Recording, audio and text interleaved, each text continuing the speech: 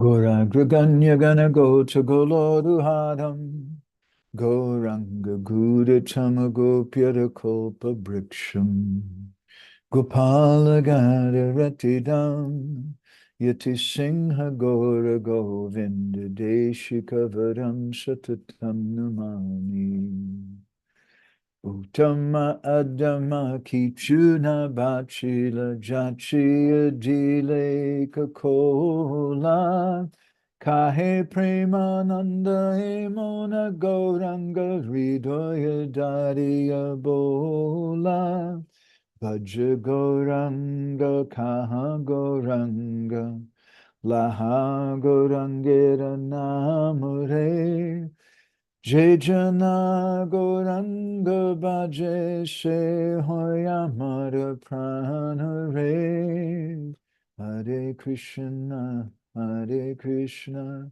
Krishna Krishna Hare Hare Hare Rama Hare Rama Rama Rama Hare Hare Yashaiva Padambuja Bhakti Labhya Prema Bhidana Padama Pumata Tasmai Jagan Mangala Mangalaya Chaitanya Chandraya Namo Namaste Chaitanya Chandraya Namo Namaste Chaitanya Chandraya Namo Namaste Madgavirapi Gopalan Sri Kuryat Kripaya Jari Tadaiva Sambhaya Pitva Rishe Gustat Priya Janaha Shri Krishna Krishna Chaitanya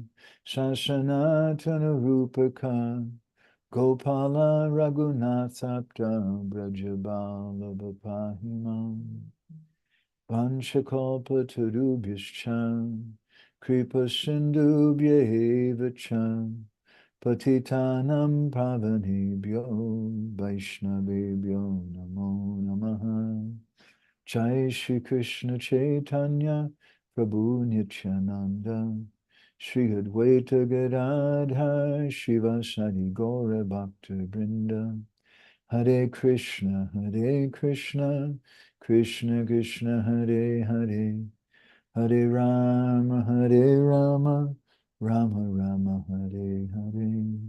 You can offer these prayers as Srila Narottam Das Thakur.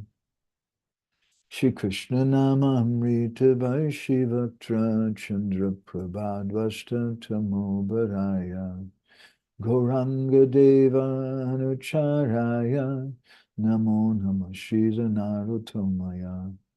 Again and again, I offer my obeisances unto Srila Narottam Das Thakur. He is indeed a true follower of Lord Gauranga Dev, the nectarian shower of the holy name of Krishna radiating from the moon of his mouth destroys the darkness of ignorance. So, such a nice topic we have in front of us today. We're on still in the fifth song, which is called Raga Nuga Bhakti Riti, kind of a riti or a glimpse into the path of Raganuga Bhakti, the path of loving attachment. We can look back in our last session, which was the fifth verse of this song, and Narottam sang, Shri Rupa Manjari Sar, Shri Rati Manjari Ar, Labanga Manjari Manjulali, Shri Rasa Manjari Sange, Kasturika Adi Range, Prema Seva, Kore Kutuhali. Speaking about how service to the manjaris, in particular Rupa Manjari, is the sar, is the essence of everything in doing such prema seva. And we spoke something mostly in our last session about different asa manjaris. And we've been reading in every session pretty much to protect ourselves. Srila Prabhupada's statement about don't boycott the gopis. We'll go ahead and post this up here again. Prabhupada said to BTG staff, speaking about their standards, we should be careful when we present the gopis, but it doesn't mean that we should never utter their names or take a vow to boycott them. There are worshipable devotees. How can we avoid them? So Srila Prabhupada is through and through a Gaudiya Vaishnava. And we've been speaking something about that in so many different ways. Gaudiya Vaishnava means that he doesn't avoid the gopis, because how can we avoid the gopis? In Prabhupada's Nectar of Instruction, in his purport to text 8,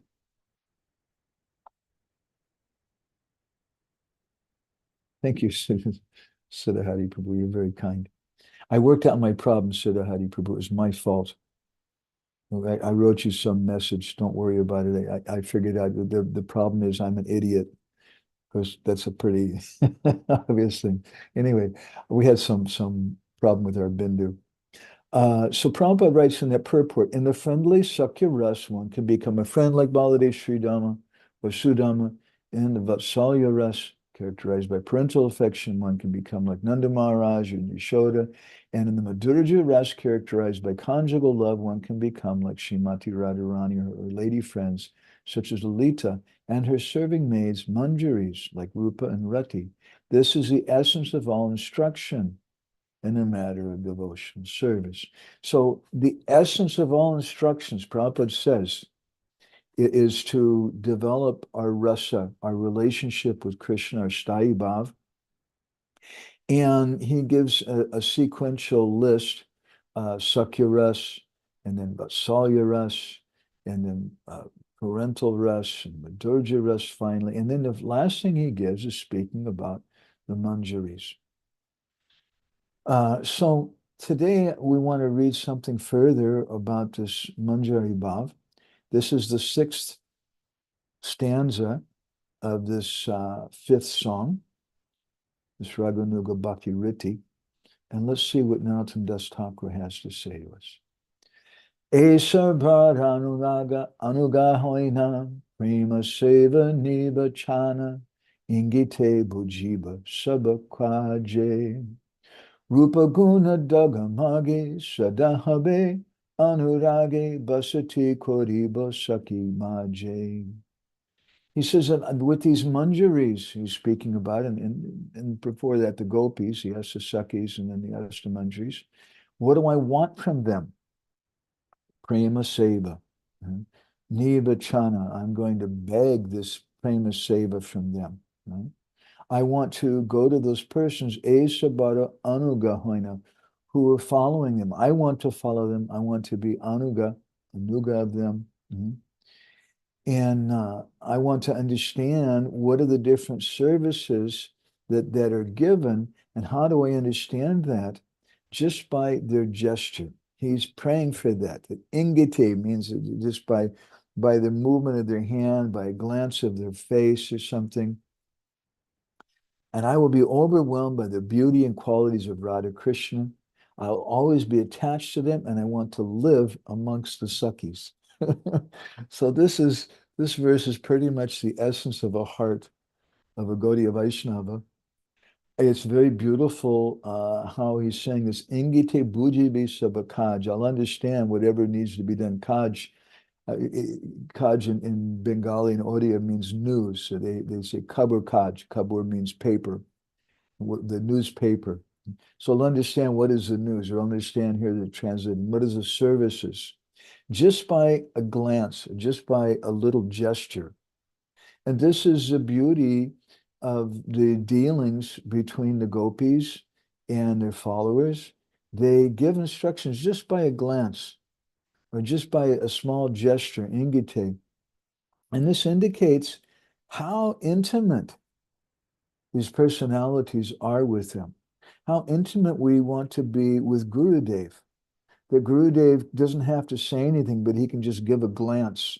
And from that glance, we can understand what needs to be done. So this is the prayer of Gaudiya Vaishnavas. As we've been apologizing in every session, it's not funny. It's a fact. We're apologizing. We're trying to be very careful because we don't want to become like sahajis. We don't want to go in the wrong direction. We want to be very careful. But this is Gaudiya Vaishnavism.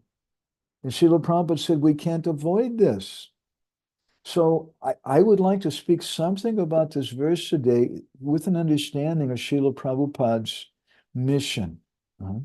In Chaitanya Charitamrita, Madhya Lila, chapter 22, Sri Chaitanya Mahaprabhu speaks to Sanatana Goswami about Ragatmika Bhakti. This is text 152 and 153, and Srila Prabhupada has given a very beautiful purport here. Let's go ahead with this. Ragamai Bhaktir Hoy Ragatmika Nam. That this Ragatmika Bhakti, this Ragamoyi Bhakti, which consists of Moyi means it's possessed of or consists of. This Ragamoyi Bhakti is known as Ragatmika Bhakti. Ragatmika Bhakti generally refers to the devotion, the love that the residents of Vrindavan, the residents in the spiritual world have for Krishna. If someone, Taha Shuni Lubda, if someone hears about this, Shuni, and then Lubda, they develop some greed for this. Hoy Kona Bhagyavan. That person is very, very fortunate. If a devotee, Prabhupada says, covets such a position, he's considered to be most fortunate. So sometimes some people say that Srila Prabhupada, he just gave ABC, or the followers of Srila Bhaktisiddhanta Saraswati, they don't really understand the essence of Gaudiya Vaishnavism. And if you really want the real deal, you should go to some other person. Usually they say at Radhakund, although there's different devotees, Babajis all over India who have Siddha Pranali, which some of them consider to be essential. And it is essential for them, because that's the bhajan pranali, or the system of bhajan that their guru has given. But I'd like to look a little today at Srila Prabhupada's books. I'd like to look a little at his teachings and try to understand, is this something actually lacking in our movement? It's certainly something we don't speak a lot about and we're very uncomfortable with. And I could very likely get in trouble for speaking about this topic and posting these recordings on the internet. But this is in Srila Prabhupada's books. In the next verse, Chaitanya Mahaprabhu tells Sanatana Goswami, Lobi Brajabhasir Bhave Kori Anugati. That if someone has this loba, this greed, to have a similar mood, Brajabhasir Bhave Kori Anugati, to follow in the mood of those Brijbasis, then Shastra Yukti Nahimani Raghunagar Prakriti. Then they don't follow all the Shastric conjunctions and things, but their devotion becomes spontaneous. And this is the essence of what we're hearing from Narottam Das Thakur, that we want to follow the mood of these gopis, we want to serve them. So I want to look a little today at Srila Prabhupada's purport here. Srila Bhaktisiddhanta Saraswati Thakur says that a devotee is attracted by the service of the inhabitants of Vrindavan, namely the cowherd men, Maharaj Nanda, Mother Yashoda, Radharani, the gopis, and the cows and calves. An advanced devotee is attracted by the service rendered by an eternal servitor of the Lord. This attraction is called spontaneous attraction. Technically, it is called Sarup Upalabdhi. Upalabdhi means to attain. Upalabdhi, to get close to that thing, to go after our Sarup, understanding what is our nature. This stage is not achieved in the beginning. In the beginning, one has to render service strictly according to the regulated principles set forth by the revealed scriptures and the spiritual master. By continuously rendering service through the process of Vaidhi Bhakti, one's natural inclination is gradually awakened. That is called spontaneous attraction, or Raganuga Bhakti. So Srila Prabhupada is aware of this subject matter. That's very clear. And Chaitanya Charitamrita, he's translating and he's speaking about this thing, the importance of understanding what is our sthayi bhav, our eternal position in the spiritual world and our relationship with Krishna. And Prabhupada is saying that it's not achieved in the beginning. In the beginning, we have to render service strictly according to the regulated principles set forth by the revealed scriptures and the spiritual master. So this is our position, unless somebody listening here is a very advanced devotee. My pranams for them, sincerely. By rendering service through practice of Vaidhi Bhakti and following instructions of the spiritual master, Prabhupada says one's natural inclination is gradually awakened. That is called spontaneous attraction or Raganuga Bhakti. Prabhupada goes on, an advanced devotee situated on the platform of spontaneity is already very expert in Shastra construction, logic, and argument. This is a very interesting thing. Actually, I would recommend the devotees look on our latest Bindu magazine. There's a beautiful article there from Srila Bhaktisiddhanta Saraswati Thakur, wherein he speaks about the definition of oh, my brain's not working, of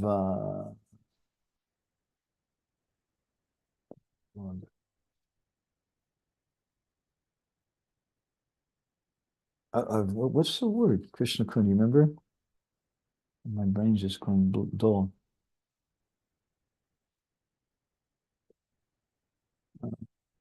What you're looking for? Definition of? What is a phrase we call Lord Nityananda Prabhu? We call different devotees. If someone's a little unusual, we say, Which phrase? with the word that we use, if they're a little unusual, we say that they're a. You mean avadhut? Thank you. It's a very common word. He gives a definition for the word avadut. Somehow my brain just went go. Thank you, Krishna. And that definition of avadut is not what we might generally think. Avadut is someone who is a very, very exalted devotee. It's not just someone who behaves strangely and doesn't brush their teeth and has two different pairs of socks on. He describes, I can go ahead and read it here. Let's see. Even I can show it on the screen.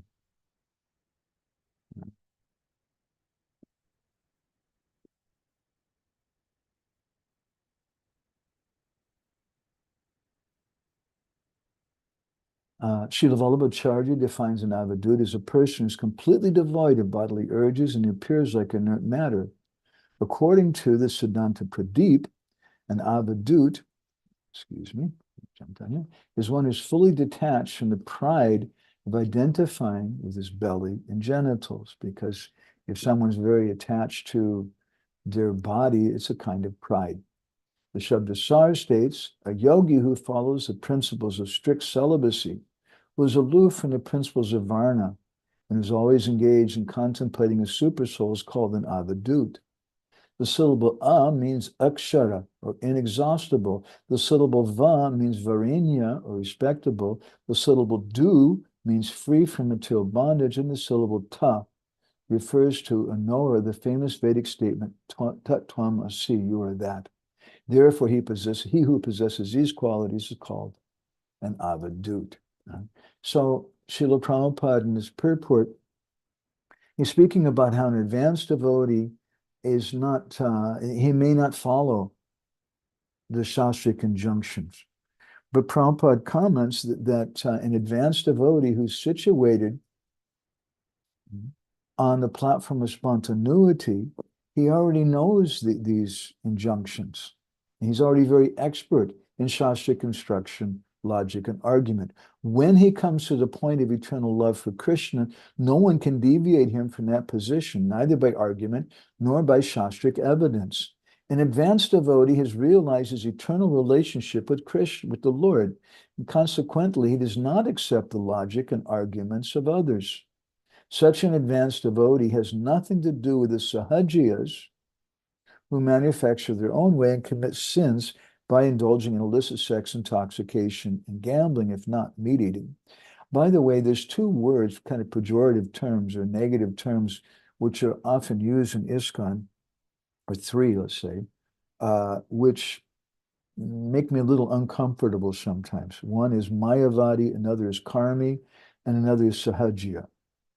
We kind of loosely throw those three terms around to accuse a lot of different people, and we lump them into different things. But there's a lot of different types of devotees, a lot of different types of personalities. And a karmi can just mean someone who's attached to doing karma, but we have it as kind of a very negative term. Mayavadi generally refers to someone who's following Sripad Shankaracharya, and they're not all impersonalists necessarily. And sahaja, the word sahaja in Bengali and Odia language simply means easy. But we want to understand the essence of these things. Sometimes I say we loosely use these words because we use them to broadly paint a whole group of people. Yeah, he's a sahaja. He lives at Radhakund, so he's a sahaja. Well, not everybody living at Radhakund is a sahaja. Not everybody who's following Shankaracharya is necessarily a mayavadi, and not everybody who lives outside the temple and has a job is a karmi. Although some people try to say that sometimes. So we should be careful and understand the real meaning of these terms. And this word sahaja is very important to understand. It literally means easy. It means someone who thinks that they don't have to do any hard work. They don't have to get mercy.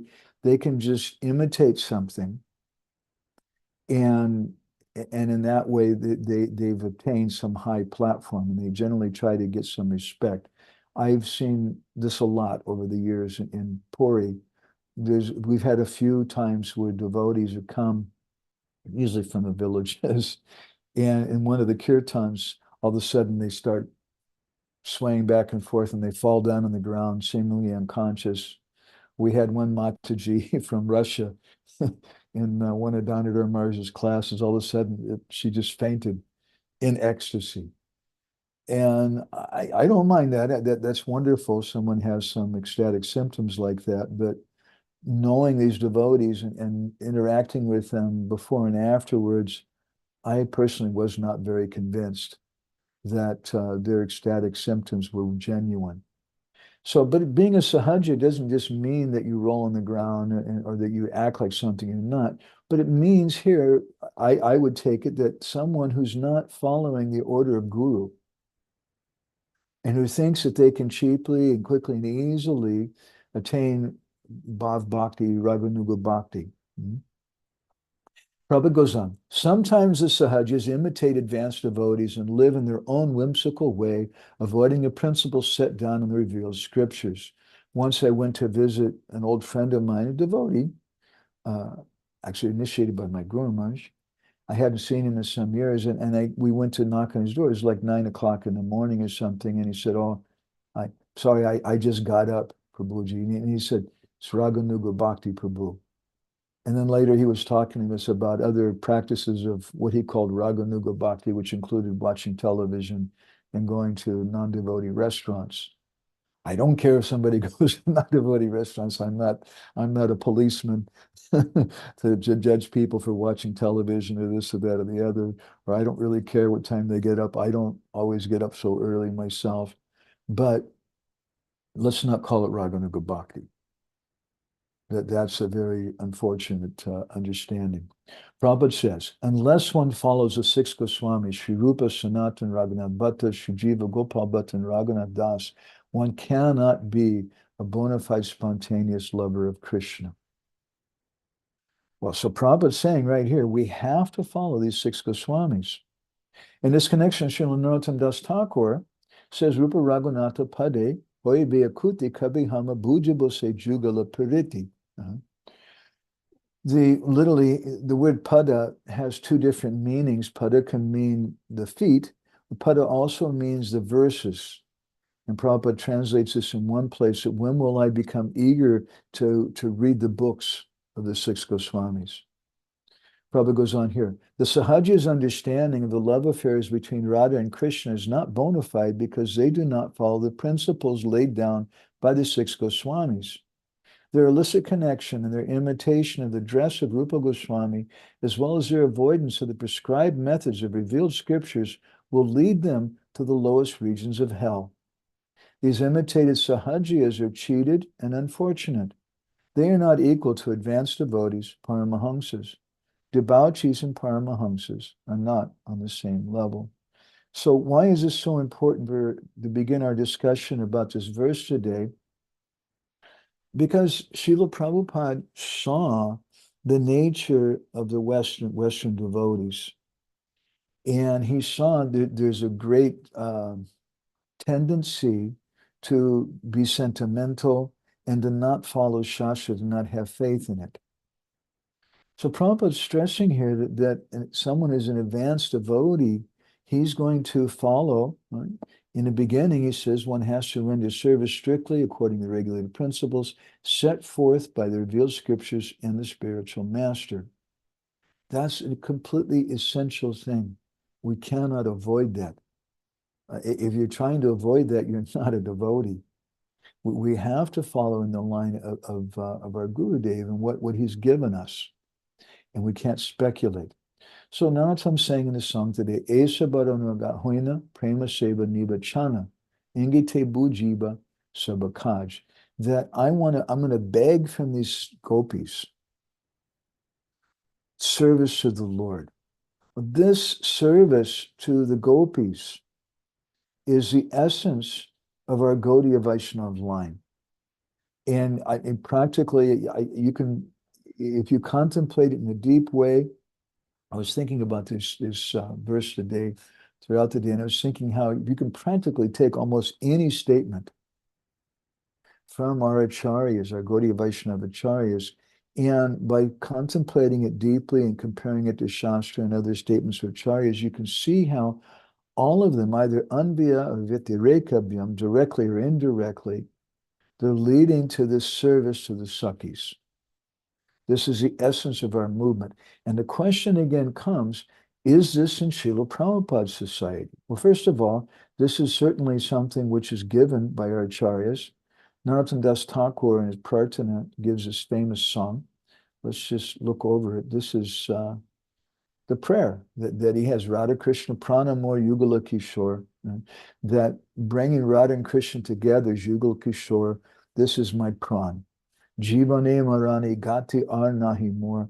I don't have any other goal, whether in life or in death. This is all that I want to do. I want to bring them together. And what are you going to do when you bring them together? Kalindira kuli keli kadambiravan ratane badiru parabosa badujan. I'm going to sit them down on one throne together. I'll take one garland and put the single garland around them. And this will be in a Kadamba, amongst some Kadamba trees in the banks of the Jamuna, which also indicates to us that the place of the Rasastali, when the famous Kadamba tree is there. So I'm going to sit them down in a comfortable way. And in Shamagori Angi Dibo Chandanera Ganda Chamara Dulabo Kabe Heri Mukha Chandra. Then I'm going to begin fanning them. And he's praying, Kabe Heri Mukha Chandra, when will I get to see their Mukha Chandra, their moon-like faces? Gatiya Malatir Mala Dibo Don Hagali Adare Tulia Dibo Karpora Tambuli. So I'm going to put together this Malati Mala, this garland of jasmine flowers here. And that one garland I'm going to put around both their necks because this is my desire to bring Radha and Krishna together. And then I'm going to render different, very humble services to them. I'm going to feed them like a mother feeds a child. I'm going to offer them some tambul, some betel nuts with different spices. I'm going to offer that to their lotus-like mouths. This tambul seva is something you can go, you can get someone to do tambul seva for you in India. It's quite a common thing, isn't it? Siddha Hari Prabhu, and you're going around Govardhan Hill, whatever. There's so many people. They're panwalas. They're not considered to be the most elevated person in the world, and that's part of the beauty of this. This is a very, very insignificant service. If you're born in a high-class Indian family, and you tell your parents that, yeah, I think I'd like to be a panwala. I want to sell pan. They'll die. They'll just leave their bodies. That's the most. Maybe it's a little better than being a bungie or cleaning a stool on the street. About the same, more or less, as being a rickshawala. It's really not a very glorious occupation. But this is what Narottam Das Thakur is praying for. In a very, very humble way. I just want to do this little seva. And how am I going to do this seva? Lalita Vishaka Adi Jata Sakhi Brinda. I'm going to take the Agya Koribo Seva Charanarabinda, with the Agya, with the order from Lalita and Vishaka. Adi means the other gopis and the Manjaris, Jata Sakhi Brinda. Along with those gopis, I'm going to serve Sri Sri Radha and Krishna. Sri Krishna Chaitanya Prabhu Dasar Anudas Seva Abhilasi Kori Narottama Das. And he prays in this way that this is the essence of being a follower of Sri Chaitanya Mahaprabhu. That I'm praying for this service of the servant, to be the servant of the servant of Sri Chaitanya Mahaprabhu. This is what the servants of Sri Chaitanya Mahaprabhu do. And this is the most glorious thing. This is the essence of our Gaudiya Vaishnava Sampradaya. Bhaktivedanta Thakur sings about this in 𝗣𝗿𝗶𝗺𝗺, in his Artik Kirtan section, in the first song. He describes very, very beautifully how important this is. Devi Lakshmi Shruti Gana Dharani Latawe Gopi Jana Adhikara Rawata Gawe. That Parvati Devi, the wife of Lord Shiva, Lakshmi Devi, and the Shruti Gana, the personified Vedas, Dharane Latawe, they're crying in happiness and they're rolling on the ground. And they're singing about the glories of the Gopi Janas, the gopis of Braj, and their adhikar, their amazing qualification that they have. So what to speak of us? This is Gaudiya Vaishnavism. And as we discussed in a previous few sections, I think, from Madhya Lila chapter 8 of Chaitanya Charitamrita, this service of the gopis, this gopi bhav, is essential. Sabhi eka means only. Sabhi eka, sabhi means all. Sabhi eka, only by this, Sakhi Ganar Ihan Adhikar, can one get the adhikar, the qualification, to understand and appreciate Radha and Krishna.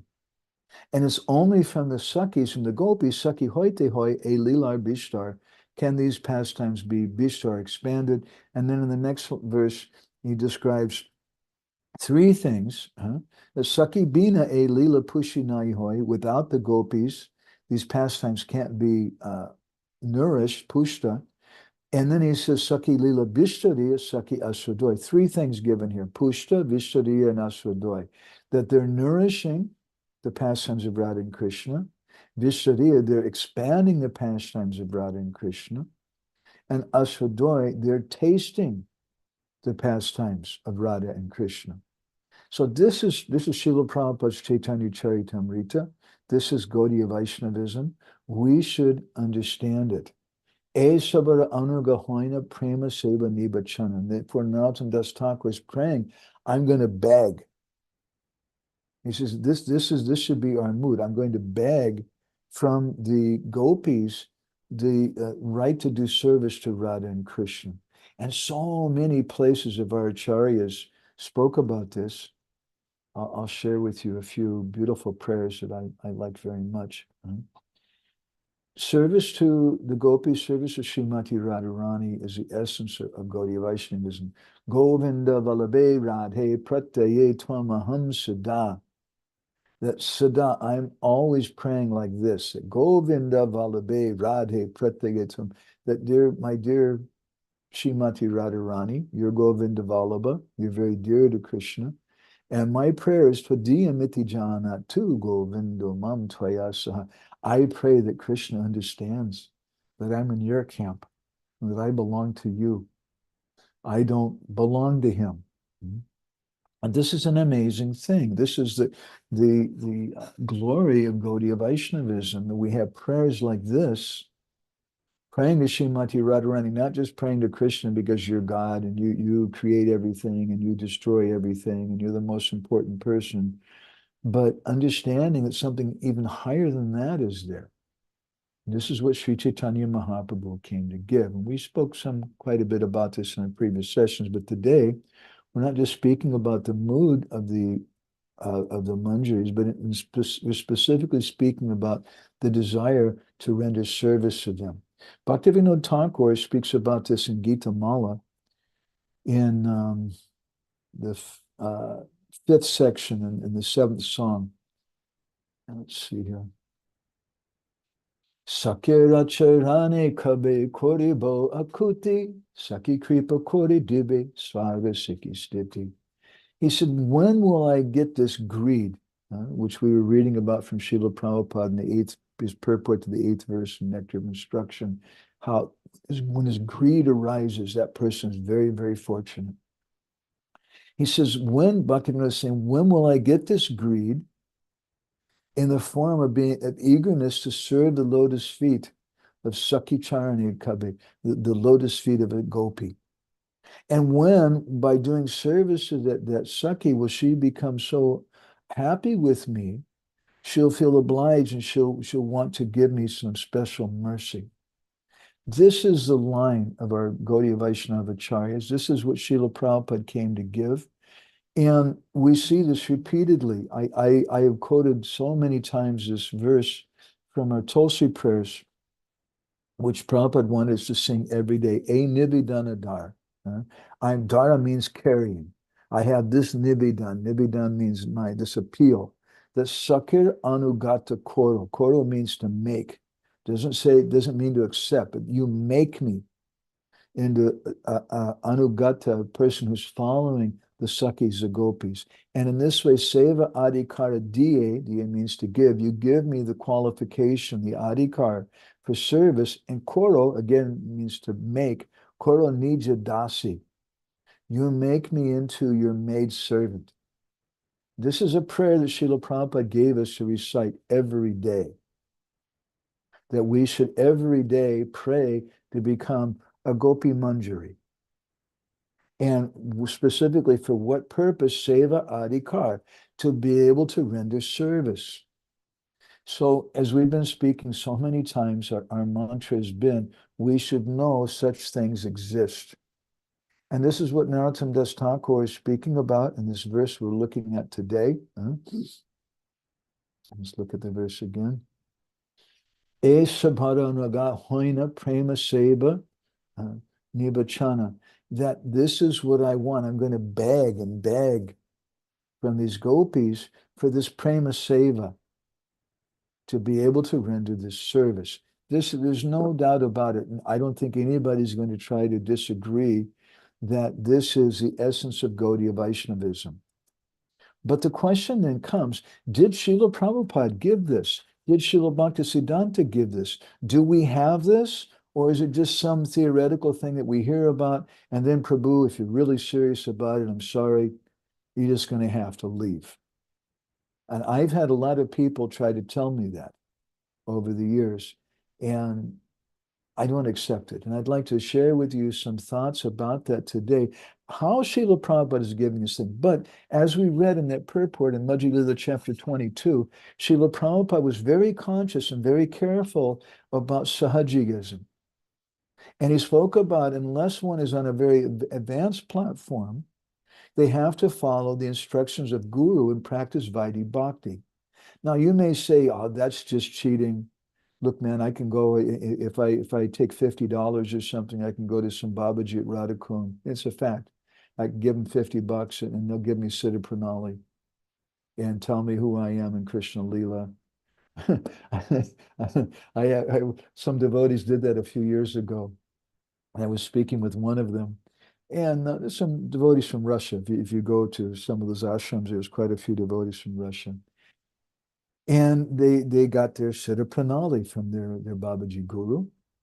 And I don't mean to be critical of that person, that guru, or Babajis in general. They're also wonderful Vaishnavas, and we have so many exalted Babajis in our line, and we respect everyone. What to speak of Gaudiya Vaishnava Babajis, we also respect Christians and Muslims and everyone. That's the mood of Sri Chaitanya Mahaprabhu. But I'm just telling a little story that this Babaji gave them Siddha Pranali, and then he told them, this is very secret. This is only for you. And your name is such and such, and your service is this and this, and your husband's name is this, and you wear this colored dress, and you're born in this place, and you do this service, and give them different things to meditate on. That's called Siddha Pranali. So later on, while they're in the ashram, they started talking amongst themselves. They said, Guru Maharaj gave me Siddha Pranali. Really, he gave me also. Who are you? I said, well, my name is, and he spoke the name. And then they said, wait a minute, that's what he told me. And another person said, yeah, he also gave me the same name too. And it turned out he was just giving all of them the same name and the same services and everything. And later when someone came to him and questioned him, Maharaj, why are you doing this? And he told him, he said, they are just like children. And children, you just give them a toy to play with. So they have something. So he didn't consider it to be very serious. But Srila Prabhupada thought about these things, and he gave us a service to the gopis. But how did he give us a service? Well, first of all, let's try to understand something about the mood of Srimati Radharani and the mood of the gopis, because if we want to render service to them, we have to understand what it is that they appreciate. So I'm going to read you a little something. This is from Krishna book, Prabhupada's books. This is chapter 20 of Krishna book. And Prabhupada says, unable to find Krishna and completely absorbed in Krishna consciousness, the gopis gathered on the bank of the Jamuna and chanted the names of Krishna. All the gopis, including Radharani, began to proceed further into the forest until they could no longer see the moonlight. When they saw that it was getting darker, they stopped.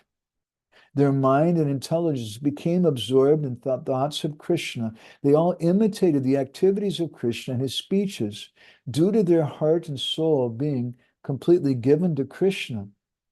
They began to chant his glories, completely forgetting their family interests. In this way, all the gopis assembled together in the bank of the Jamuna, and expecting that Krishna must return to them, they simply engaged in the chanting of the glories of Sri Krishna. Hare Krishna, Krishna Krishna, Hare Hare, Hare Rama, Rama Rama, Hare Hare. So this is Prabhupada's comments in Krishna book in chapter 30, speaking about the feelings of separation of the gopis and Krishna, and what they do at that time of feeling separation. They chant Hare Krishna. This is their nature. Similarly, in teachings of Lord Chaitanya in chapter 31, Srila Prabhupada speaks about Radharani. Radharani's sense of hearing, he says, is eternally fixed on Krishna's name and fame. This is the mood of Srimati Radharani. This is the mood of the gopis, and we should understand it. I've spoke quite a bit about this before. Some of you have heard some of my class. I gave some talks about this in Jai Gaura's home previously in Ypsilanti. But this is the mood of our acharyas. This is the mood of Sri Chaitanya Mahaprabhu. Although some people, they say that we should chant the name of Nityananda or Mahaprabhu. Mahaprabhu told us, Bala Krishna, Bhaja Krishna, Gau Krishna, chant Krishna's name. He says, Jadi ama prati sneha taki sabakar tabi Krishna vyakti rikta nagai bihar. We were just quoting this verse yesterday in this little talk we gave about Nityananda Prabhu. Mahaprabhu says this, if you love me, if you have any sneha for me, then you should follow my instructions. That's how it shows your love. That's the translation my Guru Maharaj gave. If you love me, don't chant my name. also my Guru Maharaj's translation. Chant Krishna's name. Tabe Krishna Vyaktirikta. Nagayibya. Don't chant any other name. Ki Sayani, Ki Bhojani, Ki Bhajagarani, Ahanisha Chinta Krishna Bala Vadani. You should, whether you're sleeping or eating, in any condition, you should chant Krishna's name. This is the mood of Gaudiya Vaishnavism, and this is the mood of the gopis. And this is the best service that we can render to Srimati Radharani. Sometimes it's described in Brahma Vivarta Purana and other places how Rashabdam Kavate Trasta, how Krishna just hears this first syllable Ra from someone's mouth, and then the next time, and he jumps up and goes running there. And then as soon as he hears the syllable Da, then Krishna becomes stunned in ecstasy. So when Krishna hears someone chant the name of Radha, Krishna personally comes. But in the same way, when Srimati Radharani hears the name of Krishna, she comes running there. Srimati Radharani wants to hear the name of Krishna. That's how we please her. Bhaktivedanta has commented on this in his Bhaktisiddhanta by Bob, taken from a lecture, an article, in the Gaudiya of Srila Bhaktisiddhanta Saraswati. Those who have no material expectation regarding sadhana or the goal of sadhana, who simply desire to become a servant of Radha, the dearest of Mud and Gopal, under the control of the highest inconceivable spontaneous love, what do? They chant loudly and without offense the names of Krishna, the king of rasa, as described in 𝗣𝗿𝗺𝗵𝗸𝗁. Those who desire to serve the lotus feet of Radha must constantly perform Nam Sankirtan. So Srila Prabhupada gave us this essence. He gave us these Tulsi prayers. He gave us a conception, as we're hearing in Krishna book, as we're hearing in teachings of Lord Chaitanya, as we're hearing it where he speaks about the manjaris and nectar of instruction. And he gave us this conception, this service of chanting Hare Krishna. Raghunath Das Goswami has given a commentary in the Hare Krishna Mahamantra. And in the introduction to that commentary, he describes the following things. Ekada Krishna Virahad, Jayanti Priya Sangamam, Mano Bhashpa Nirashtartam, Jalpatidam Muhur Muhu. He said that in separation from Krishna, Srimati Radharani, one day feeling so much separation from him, Jayanti meditating on him, she begins doing japa over and over again. And what japa does Radharani do when she's feeling separation? Hare Krishna, Krishna Krishna, Hare Hare, Hare Rama, Rama Rama, Hare Hare. She chants the Hare Krishna mantra. Yani namani virhare jajapa vashabhanavi tanyeva tadbhava yukto gora chandro jajapaha. That Srimati Radharani, she chants this Hare Krishna mantra when she's feeling so much separation. And similarly, Sri Chaitanya Makod Gina, Hare Krishna Iti Varnaka, Majaganta Jagat Premi Vajaganta Tadavaya. He's quoting from Rupa Goswami's Lagu Bhagavatamrita and his Mangalacharana, where this verse describes that Chaitanya Mahaprabhu, Mukod Girna, like a volcano, is exploding, and this Hare Krishna mantra is coming out of his mouth. And he's giving this to everyone because Chaitanya Mahaprabhu is absorbed in the mood of Srimati Radharani. And so he's giving this chanting of the Hare Krishna Mahamantra. And this chanting of the Hare Krishna Mahamantra, it brings Radha and Krishna together because Hare and Krishna, all of our acharyas who've given commentaries like Gopal Guru Goswami and Jiva Goswami, Raghunath Das Goswami, Bhaktivedanta Thakur, they've all described how Hare refers to Radha. And the verse means bringing Radha and Krishna together.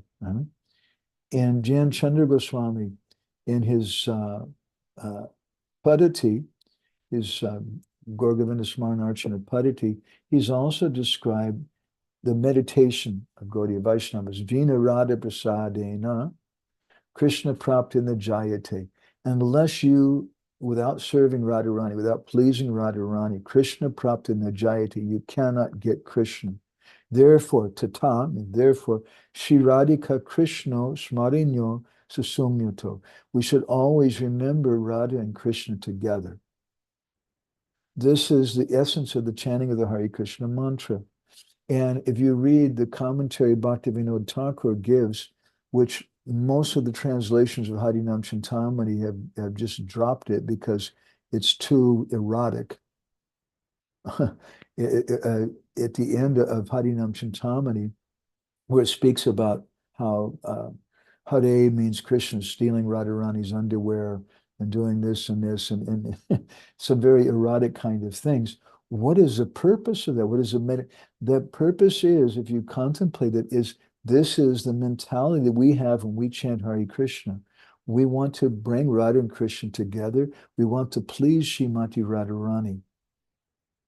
And so Bhaktivedanta Thakur gave that explanation of the meaning of the Maha Mantra as completely as service to Srimati Radharani.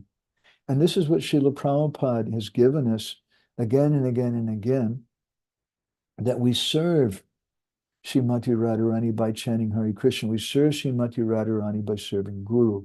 In Chaitanya Charitamrita it says, Tate Krishna Bhaje Kode Guru Sevan, that I worship Krishna by serving Gurudev. Or I serve Gurudev by worshiping Krishna. That's the essence of it. You can't have one without the other. And 𝗣𝗿𝗶𝗺𝗵 Jiva Goswami speaks about 7 different types of persons who are like a spear in the heart. And the 4th category is Shrita Guru na Harashita, as someone who's taking shelter, Ashrita of Guru, but they're not chanting Hare Krishna. That person is just completely useless. And he's not pleasing, because this is the kirtan of our sampradaya. And Srila Prabhupada understood this. And therefore Srila Prabhupada told the devotees in Hawaii that the meaning of Nikunja Yuno Reti Kele Sijai means book distribution. That you're going out and you're doing Harinam. And you're chanting this Hare Krishna mantra, which means bringing Radha and Krishna together. Now you may say, but Prabhu, that's like still very basic. The Harinam is not the kind of the same thing as you'll find at Radhakund. It's a fact, there may be some very elevated devotees at Radhakund. There may be some not so elevated devotees too. We're not qualified to judge them. But our process externally looks different. But what Srila Prabhupada did, he wasn't attached to all the rules and regulations, as Mahaprabhu speaks to Sanatana Goswami in Madhya Lila chapter 22, which we were reading earlier, that someone who's developed a spontaneous love, they're not attached to all the rules and regulations. And so Srila Prabhupada did some outrageous things. The first outrageous thing he did was he left Vrindavan. The second outrageous thing he did, he went and preached in the West. And then when he's in the West, he did so many outrageous things. He had let ladies and men live in the same ashram. And he gave sannyas and Brahmin initiation to persons from Yavana Malecha backgrounds. And he did so many, and people criticize him sometimes from Radhakund, why are you breaking the rules? And it's ironic because they're supposed to be the carriers or the champions of Raganuga Bhakti, and they're criticizing Srila Prabhupada for being shallow and mechanical, but they're the ones who are being shallow and mechanical, because Srila Prabhupada understands that, that the essence is chanting Hare Krishna, and he's not attached to all the rules and regulations, even of living in Vrindavan, even having ladies and men live in the same ashram and things. Srila Prabhupada saw the essence of things. My Guru Maharaj, he commented on this once. He said that some of the devotees, some of my godbrothers were speaking. They said, Guru Maharaj, he has some special mantra that he chants. There's some special sadhana. And at that time, one of my Guru Maharaj's godbrothers was there.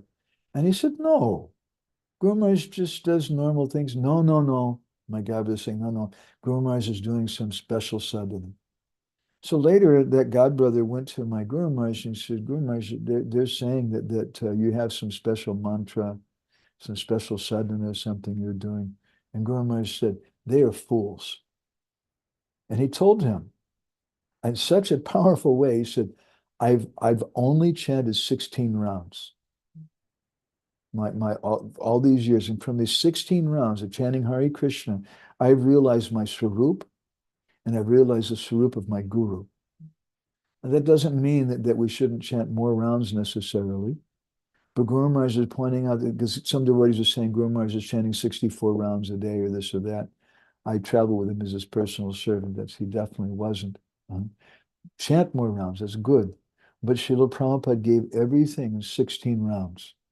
And if someone chants those 16 rounds, as Srila Prabhupada said, without offense, they'll give everything. In his purport to Madhya Lila chapter 22, again, this is text 113, Srila Prabhupada very clearly speaks about this. He says, one may have other duties to perform under the direction of the spiritual master, but he must first abide by the spiritual master's order to chant a certain number of rounds. In our Krishna consciousness movement, we've recommended that the neophyte chant at least 16 rounds. This chanting of 16 rounds is absolutely necessary if one wants to remember Krishna and not forget him. Of all the regulated principles, the spiritual master's order to chant at least 16 rounds is most essential. And then Prabhupada in the purport goes on to speak about book distribution and life membership preaching and different things, and how these are not ordinary activities. Now, it's not that Srila Prabhupada stressed all the time that chanting 16 rounds is serving the gopis, doing kirtan is serving the gopis, preaching is serving the gopis. But Prabhupada indirectly indicated that.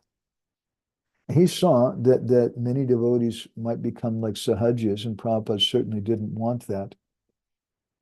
So he gave things in a very simple way.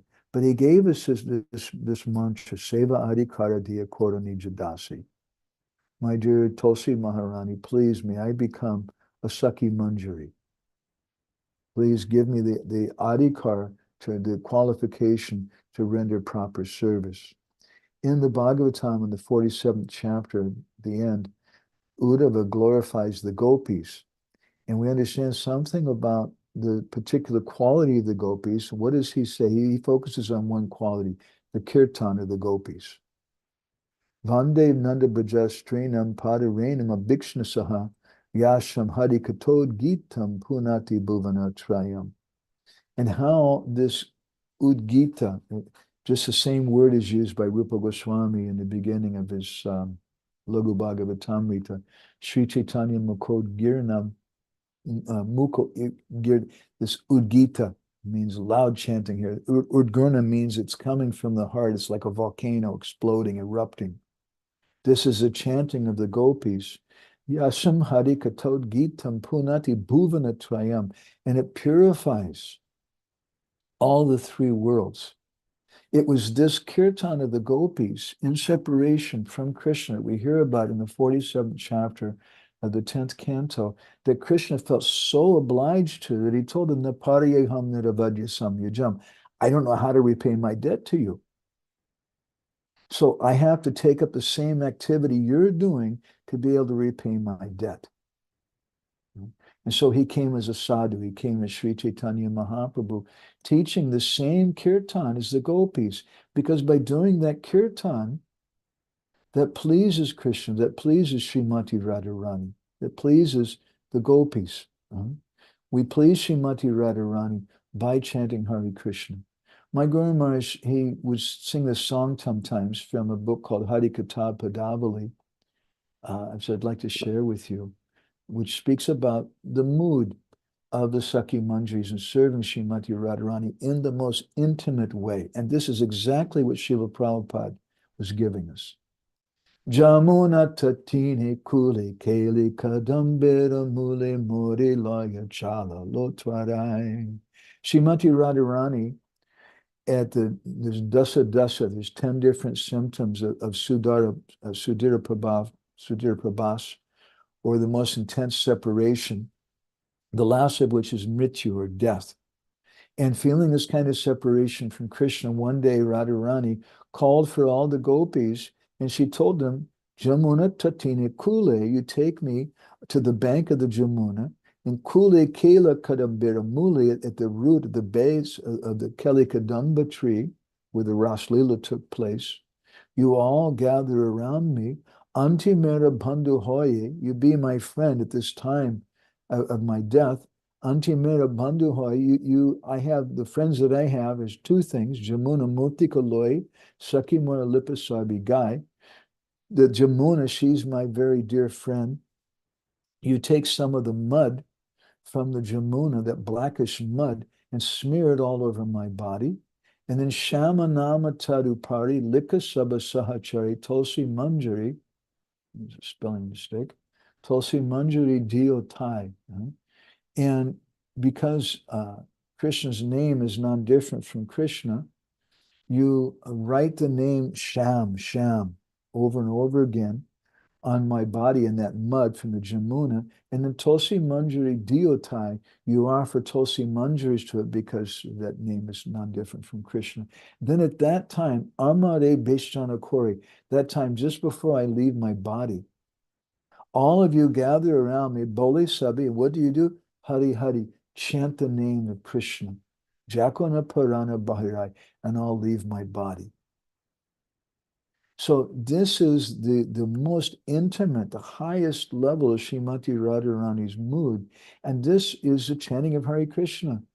And Srila Prabhupada understood, if we simply chant this Hare Krishna mantra, everything will come. Bhaktivedanta Thakur and Harinam Chintamani, he says that Name Prasatito Hai Rupa Guna Karma, that from the holy name, Rupa Guna Karma, will come the form of Krishna, the qualities of Krishna, the pastimes of Krishna. Everything is contained within the holy name of Krishna. And Prabhupada saw that in the West, a lot of people were going to become sahajas. A lot of people have become sahajas. They're not qualified to understand this very intimate service of the Sakhis. So Prabhupada gave a very simple formula externally. He said, you just chant Hare Krishna, chant, dance, and be happy, go out and distribute books, but there's a deeper purport behind it. And if we study this in a deep way, Srila Prabhupada gave us this Manjari Bhav. He gave it every day. We should pray to Tulsi Maharani, that please, seva adhikara diya koro nija dasi, make me into a Manjari. Give me the qualification to do this service. And what is that qualification? I should understand something of what I'm doing. And I should have some greed for it. And therefore, Srila Prabhupada says that if someone's very, very fortunate, they have this kind of greed.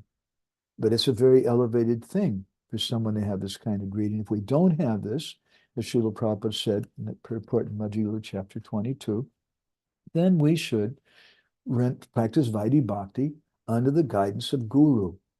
But we're in the Gaudiya Vaishnava line. And in this line, this is a line of Sakhi Manjaris. And this is what all the books are about. This is what Chaitanya Charitamrita is about. This is the Bhagavatam. This is what the prayers of Narottam Das Thakur and all of our acharyas. And this is what Srila Prabhupada came to give. We should understand it. And we may not have qualification at this point, but as our mantra goes, we should understand that such a thing exists.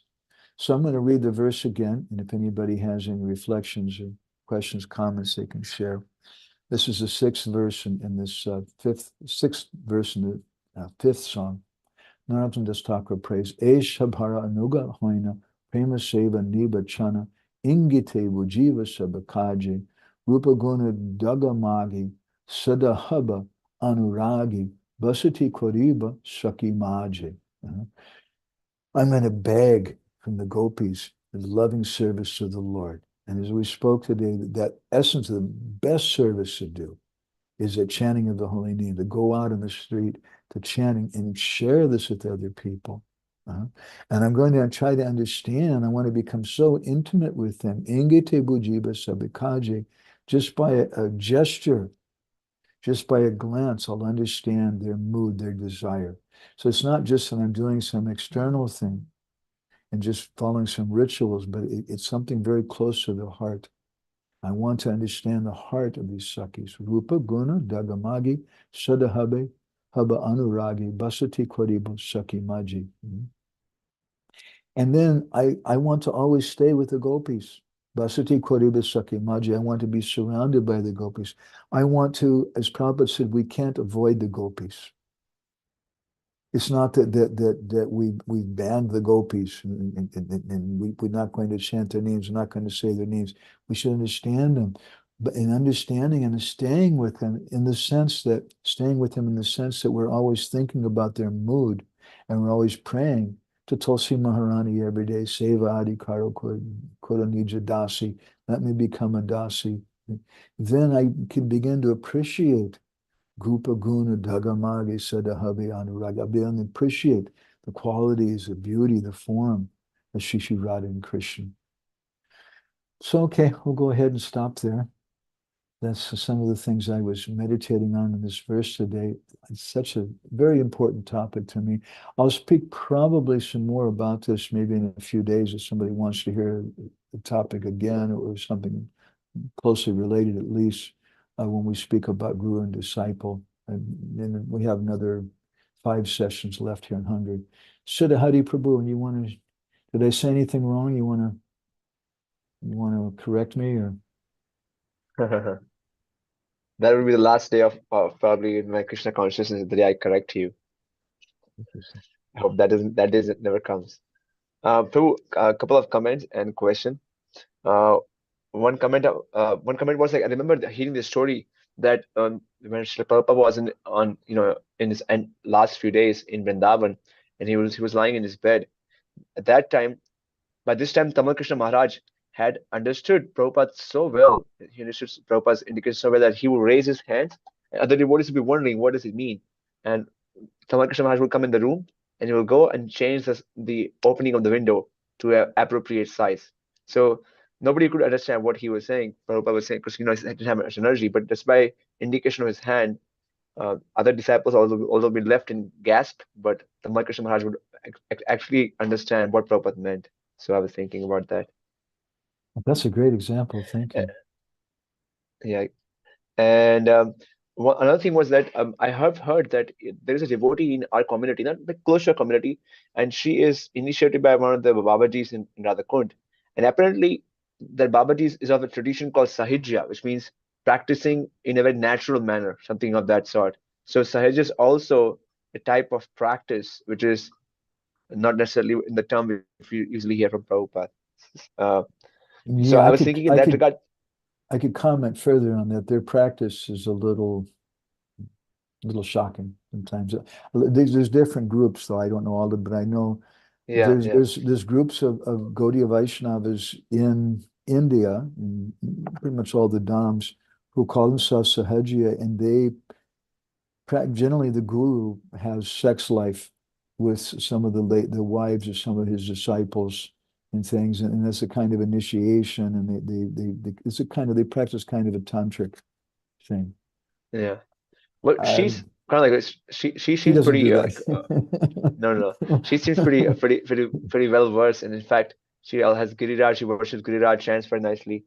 Anyway, what I was thinking was that when Prabhupada makes these remarks, we can say that those remarks are much more for not for criticizing others, but much more for our self-introspection, that we don't engage in those practices immaturely or too early in our life, where we have not really understood the basic foundation. Thank you. And then another question I have, these are 2 comments. The question I have was, you mentioned this shloka which mentioned that Lakshmi and personified Vedas are crying for opportunity to serve. And I have heard this, that once somebody becomes liberated, like sadhana siddha or nitya siddha, they are all the same. One shouldn't differentiate between the two. Apparently, I remember reading a song also which says that one should differentiate between the nitya siddhas or sadhana siddhas. Once they're in spiritual world, they are the same. But at the same time, we hear that the Vasant Ras Leela is different from the Ras Leela which happens in Kartik Ras. That apparently in Kartik Ras, all the gopis participate, whereas in Vasant Ras only the gopis who are nitya siddhas, they participate, the others don't participate.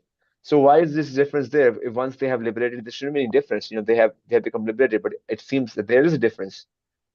Although this was not a topic of our discussion today, but since we talked about personified Vedas, praying for it, I thought about asking you if you have time. Sure. First of all, yes, if someone's liberated, they're liberated. And they may be doing some service in Vaikuntha. They may be serving Lakshmi Narayan in Vaikuntha, or they may be serving Radha and Krishna in Braj. And they're all the same in one sense. It's not that we say one is better than another. In one sense, they're all liberated. At the same time, Raghunath Das Goswami makes a big distinction. In his Manda 6, he says, don't even hear about the pastimes of Lakshmi Narayan. You may go to Vaikuntha and you don't want to do that. So there is some distinction made sometimes. Sometimes I see devotees, they point out correctly that we shouldn't minimize other different incarnations of the Lord, like Nrsimha Varaha, like that. These are also manifestations of the Lord. But we consider them to be partial. And so two things go on at the same time. One thing is that we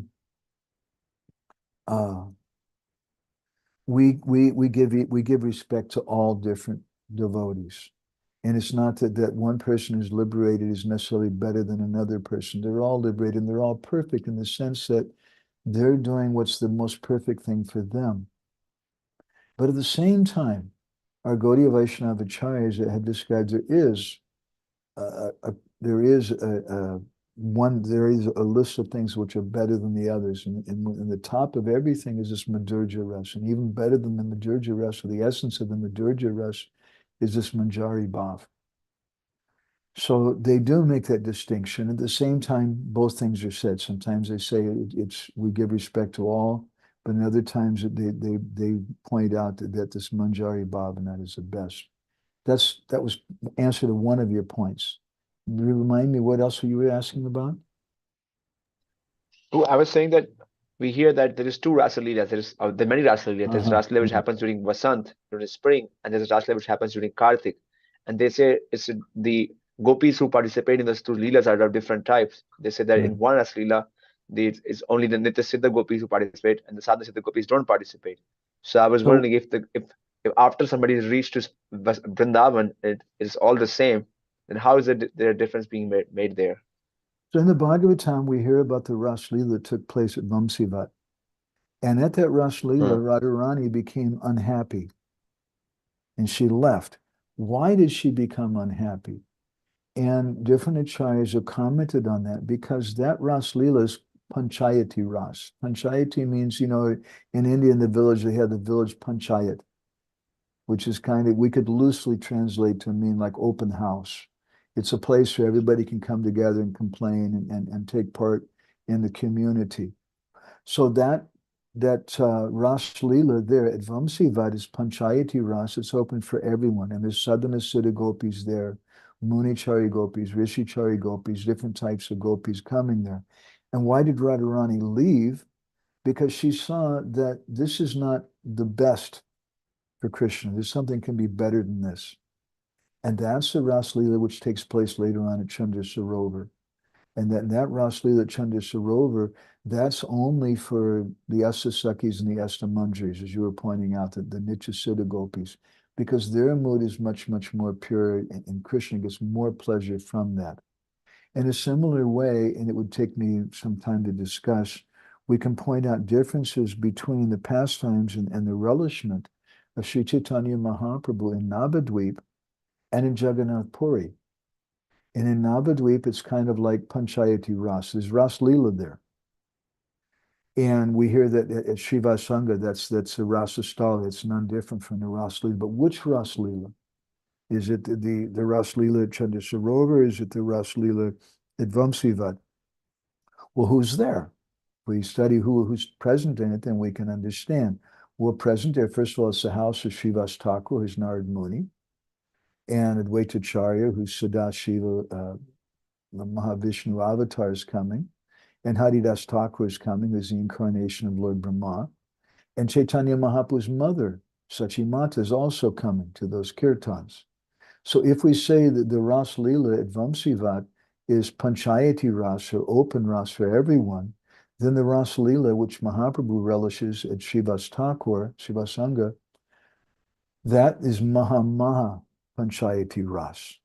And then later on in Jagannath Puri, there's another kind of Ras Leela in the Gambhira with Swarup Damodar and Roy Ramananda, but that's more like Chandra Sarovar. That's just Lalita and Vishaka, a few very intimate personalities. It's not open for everyone. So there's some difference between the two moods. Both of them are the same. We give respect to both, but in Jagannath Puri, it's superior. In Chandra Sarovar, the Ras Leela that's experienced there gives more pleasure to Krishna than the Ras Leela at 𝗣𝗵𝗻𝗺. Is that helpful? Yes, Prabhu. Yes, very helpful. It helped me clear one aspect which I had it wrong. Somehow I had this feeling that one spiritual world we become equal to them, but actually we always remain. I always remain servant. We always remain servant to them, and this desire of becoming like them instead of becoming their follower. That was the problem in my conception. So thank you for correcting that. We always remain their servants. So it's not the case once we reach spiritual world, somehow become equals to them. Thank you. I appreciate it. So Anil Prabhu is asking, why is it called Panchayati? Basically, it's a public activity, so not so intimate. Well, the Panchayati Ras refers to that particular Ras Leela. Of the two Ras Leelas, Chandra Sarovar or 𝗣𝗵𝗻𝗺, it's the 𝗣𝗵𝗻𝗺 Ras Leela, which is described as Panchayati Ras. It's not just referring to any activity, but it's speaking about different categories of the Ras Leela.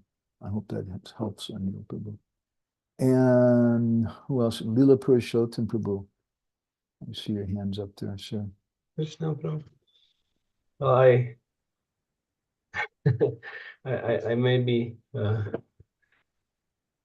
anyway. I will boldly take a role of the devil's advocate, and I will ask you, what would be your reaction to it? What would be your answer if? Because it was so wonderful. I always appreciate this depth of understanding the Nam Tattva and understanding our approach to the Nam Bhajan with that depth, with that like profoundness. And then it makes perfect sense, and it's so satisfying to understand it in this way, that Srila Prabhupada absolutely gave us everything.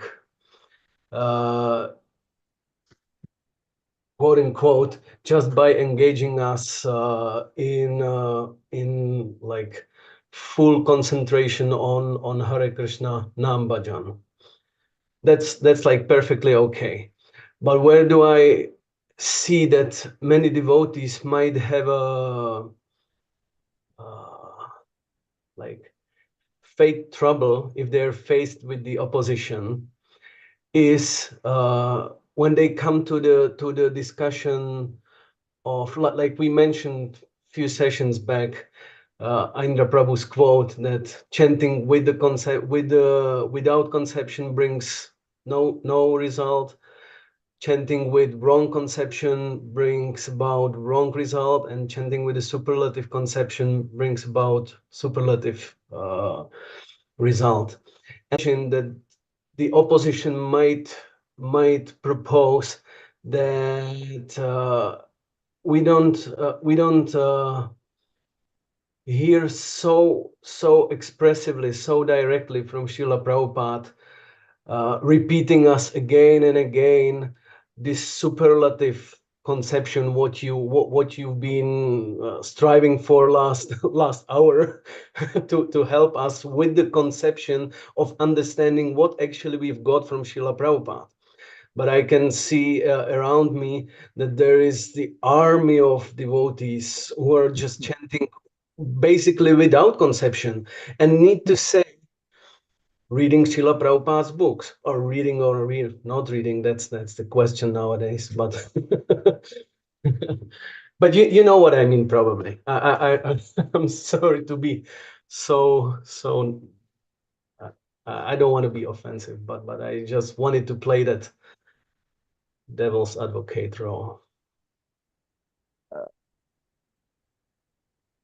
Well, Srila Prabhupada saw that so many people don't have adhikar. They don't understand, and if you try to speak to them about these kind of things, there's a great danger. If you speak about like this, if you repeat what we're speaking today in a Bhagavatam class, probably the last Bhagavatam class you give in most temples, and what to speak at a Sunday feast lecture, what to speak of on the street, it's not an appropriate subject matter for the most people, but it's there.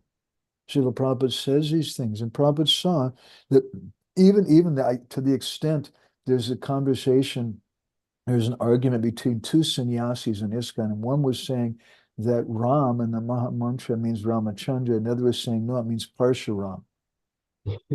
And, and they went to Srila, I think maybe a third was saying it was Balaram or something. One of them was definitely saying Parshuram. So they went to Srila Prabhupada and they said, Prabhupada, who's right? And Prabhupada didn't say.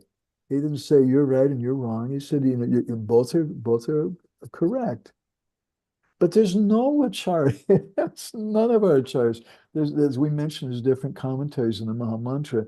Nobody defines and gives an explanation of the word Ram as Ramachandra or Balaram or Parshuram, Radharani and Parshuram, Radharani and Parshuram. Nobody does like that. But it depends on their conception. They can have it, and Prabhupada didn't discourage them.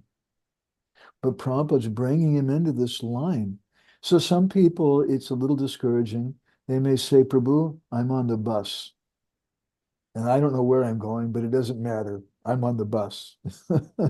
Well, first of all, are you really on the bus? Are you on the right bus? Did you get the right ticket? Because it's not such an easy thing. And even if you are on the bus, you're going to need to know where to get down. You're going to need to know that you should stay on until you get to the final destination. And you're going to have to know about that destination. We have to read teachings of Lord Chaitanya, Krishna book, Nectar of Instruction, and we should also deeply contemplate on these things. But at the same time, it's not that we need to change our sadhana. It's not that we need to change our practice. Srila Prabhupada gave us everything in this practice. Since we often comment, even these Tulsi prayers, they're not sung by any other Gaudiya Vaishnavas, excuse me, any other Gaudiya Mutts, because they're considered to be too intimate. But if you go to the Radha Damodar temple where Srila Prabhupada was staying, they recite this, they sing these prayers there every day. And I suspect this is where Srila Prabhupada got them. They're so amazing, so wonderful. And Prabhupada gave us as our daily activity. So I don't know, I'm sorry. I'm just trying to do what Prabhupada said, and I'm trying to think about it. I hope that doesn't get me in trouble for thinking about what Srila Prabhupada said, seva adhikara diya kota nijadasi. If I sing that and I mean it, I hope that doesn't get me in trouble. But, okay. So the like the essence of the answer to such a, how you call it, like accusation, if I would dare to call it like that, would be that that the answer lies on your side, on your depth of your practice and sincerity and not being superficial, not being just mechanical, robotic, regarding the mantras you got, regarding the practice you got. So that's the answer. That would be the answer. I think a lot of people become upset because they see there's this big group of these ISKCON people. And I went to their class and they're just talking about you're not your body and you shouldn't have illicit sex and that's really bad, and simplistic things like that. And they don't seem to understand some of these higher things.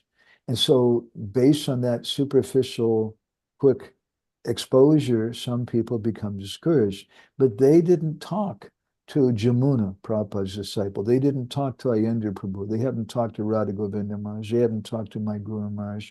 There's so many amazing devotees in this line who have very deep conceptions.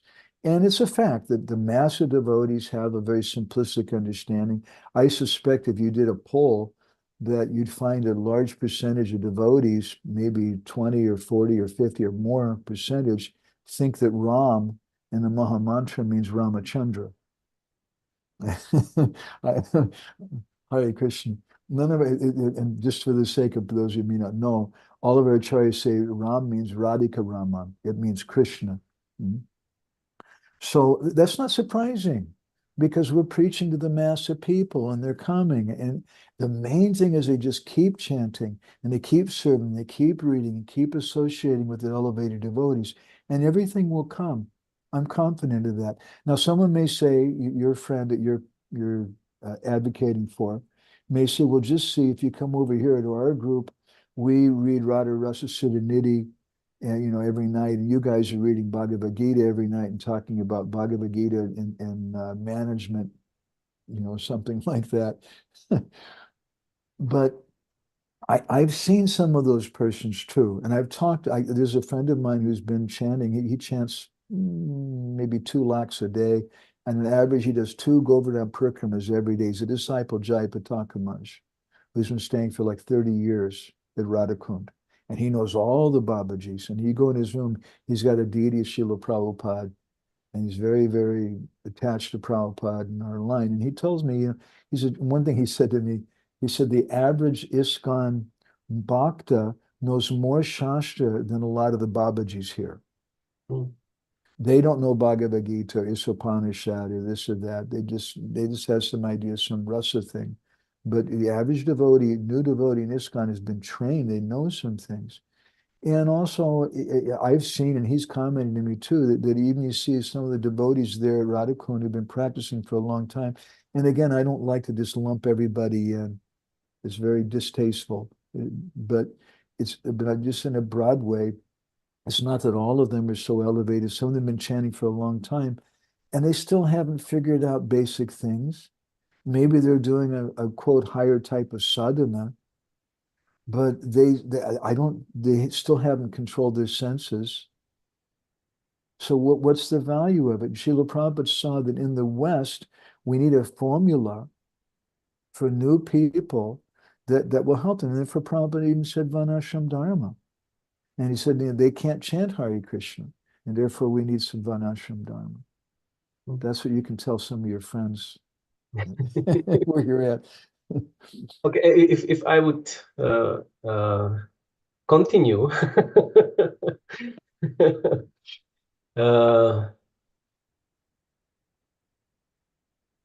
some may consider it offensive to Srila Prabhupada that the conclusion would be that what is required is to go to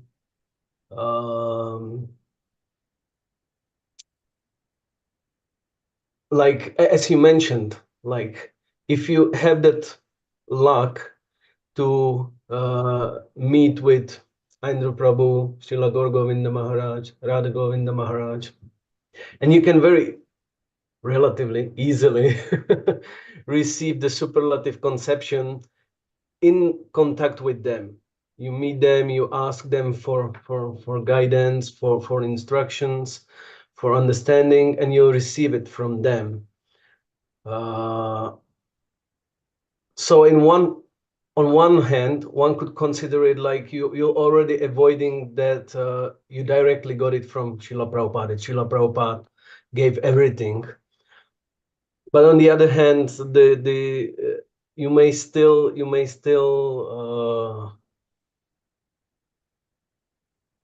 like consider it, getting it from Srila Prabhupada through the medium of that Vaishnava, in a sense. Mm-hmm. Yeah. Well, two things is, first of all, these devotees, I personally have faith in them. These particular persons we're mentioning. these three devotees you just mentioned. And I'm completely convinced after my association with them personally, that's all I can say. I'm not a judge, but I'm convinced that they deeply meditate on Srila Prabhupada's desire, and they want to please Srila Prabhupada, and they want to protect Prabhupada's movement. And Prabhupada's acting through them, I'm convinced. So that's one answer. I see Prabhupada's coming through them in that way. And I said the same thing with Jamuna. Jamuna is also very, very Rasik. She was amazing, wonderful, wonderful devotee. Mula Prakriti is another one too, who's another Prabhupada disciple who's just amazing. And Bhakti Subdhamma Maharaj. The second point is that Srila Prabhupada gave everything in his books. And he did. He speaks about Manjari Bhav, he speaks about the Muda Srimati Radharani, he speaks about so many things. But he didn't stress it externally for obvious reasons, for very obvious reasons. But the sadhana that he gave us, if we please our Guru Dev, everything will come. There's no doubt about that. And I would just say these four devotees we're talking about, including Jamuna and these two sannyasis in India, I would say that they got the mercy of Srila Prabhupada.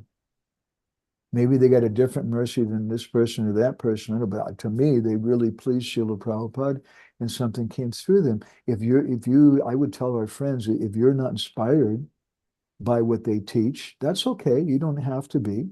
You can go and do something else. You can practice Varnashram Dharma and plow the fields and practice Sri Dharma and whatever you're inspired by. There's so many disciples of Srila Prabhupada who are practicing in different ways, who have different types of inspiration. But I see this, and I'm very inspired by it, not just because he's my guru or I like these particular sadhus, but I see what they're speaking is the same thing that Rupa Goswami is speaking, Narottam Das Thakur is speaking. It's the same thing that other different contemporary exalted sadhus in Vrindavan and Jagannath Puri and Navadvip and other places, they're speaking. So I'm inspired by that. I have faith in it. Okay? Thank you so much. Nice to see you there, Prabhuji. Hare Krishna. Who else is in now? Jai Gaur, did you want to share something? You wrote some things. You want to read some of that, or? Sure, I can read it out loud if you like. Sure. That's basically. Okay, so I said, Prabhu, I don't understand the fear of becoming a sahajiya and why having the desire to enter into these topics is associating with being a sahajiya. We have strong philosophical basis and are simply trying to become absorbed in Krishna's world. My feeling is that one would have to have some very severe misunderstandings in order to start thinking and acting in the way we often hear that a saji behaves. To caution devotees from entering into beautiful topics of Krishna because people will think that somehow they will be magically changed into someone who has forgotten basic philosophical understandings and engages in some abominable activities. I don't understand. I came across Prabhupada's purport in Adi 10, or sorry, that should be Antya 10-100, where he gives an interesting definition of sahajiya.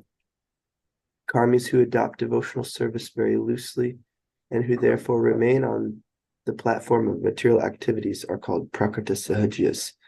They cannot understand how pure devotional service is rendered in parental and conjugal love, for this can be understood only by the special mercy bestowed by Sri Chaitanya Mahaprabhu upon pure devotees. And then I said, on the contrary, it seems like devotees who come to the point of deeply contemplating these topics are adopting devotional service very strictly, not loosely. How can they be compared to prakrita sahajiyas? Well, you're being very generous, I would say. I'm sorry to say this. I really don't like to speak ill of anyone. I'm not speaking ill of any particular person, but just in a category. I'm not saying anyone's name. I've seen a lot of people in India who are karmis because they're attached to material activities. That's a simple definition of a karmi. And they're prakrita sahajis in the sense that prakriti means material nature, and sahaja means something easy. They think they can act on the platform of material nature and make spiritual advancement. And there are some, Fakir Mambu spoke to me about them too. He did some research on them for one of his theses, who think that engaging in sex life is part of your sadhana. And there's some who say that you can drink wine and eat meat, and they claim to be Gaudiya Vaishnavas. And those are pretty gross examples. But there's more subtle examples also of persons who think that it's not so important to serve Guru, to try to please Guru, or to go to Mangal Artik, or to just follow the regulated principles. And anyway, I'm just, I'm practicing Raganuga Bhakti because I have some desire. So really, any practice that we do, we're not the judge of it. My Guru Maharaj once, there's a comment from him, someone asked him, how do we judge our own advancement? And he chastised them. He said, you can't judge your advancement. Don't worry about it.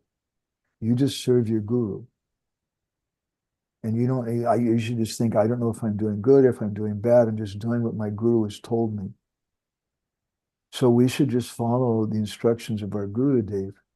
And some people who want to, I would say one of the basic symptoms of someone we would call this bad word, this prakrita sahajya, I would say one of the basic symptoms is that they're speculating.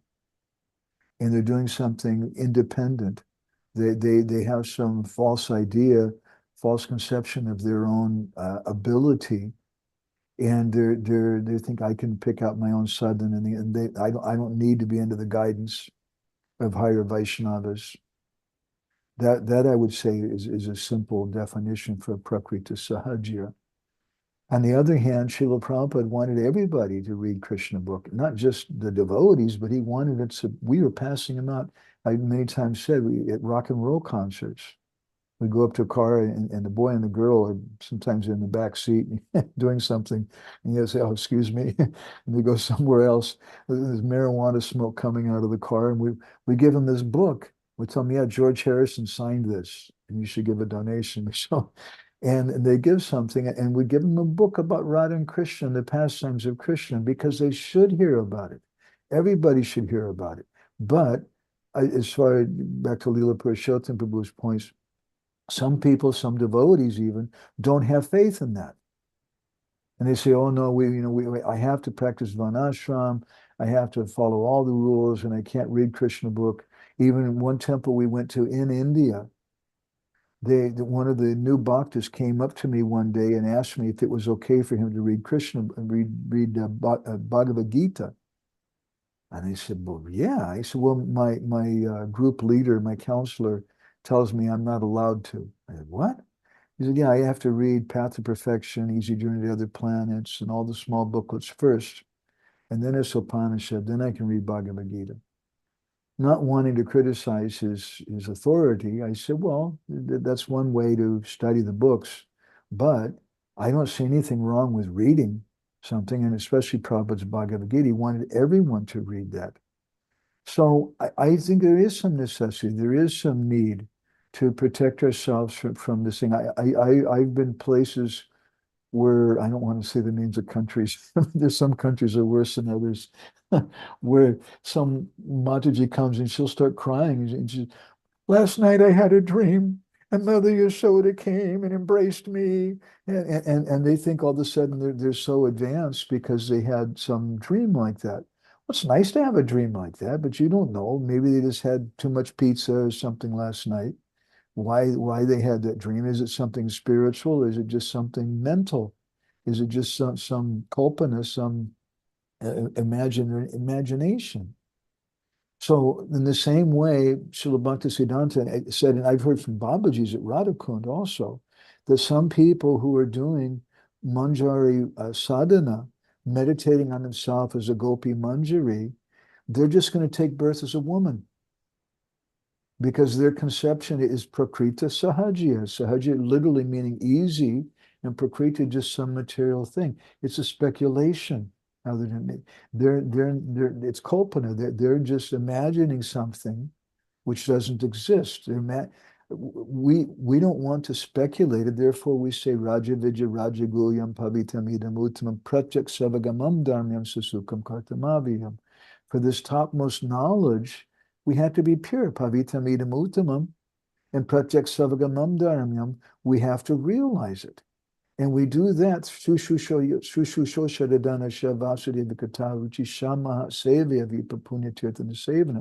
we do that by serving our Guru. by serving our guru, all those things will come automatically.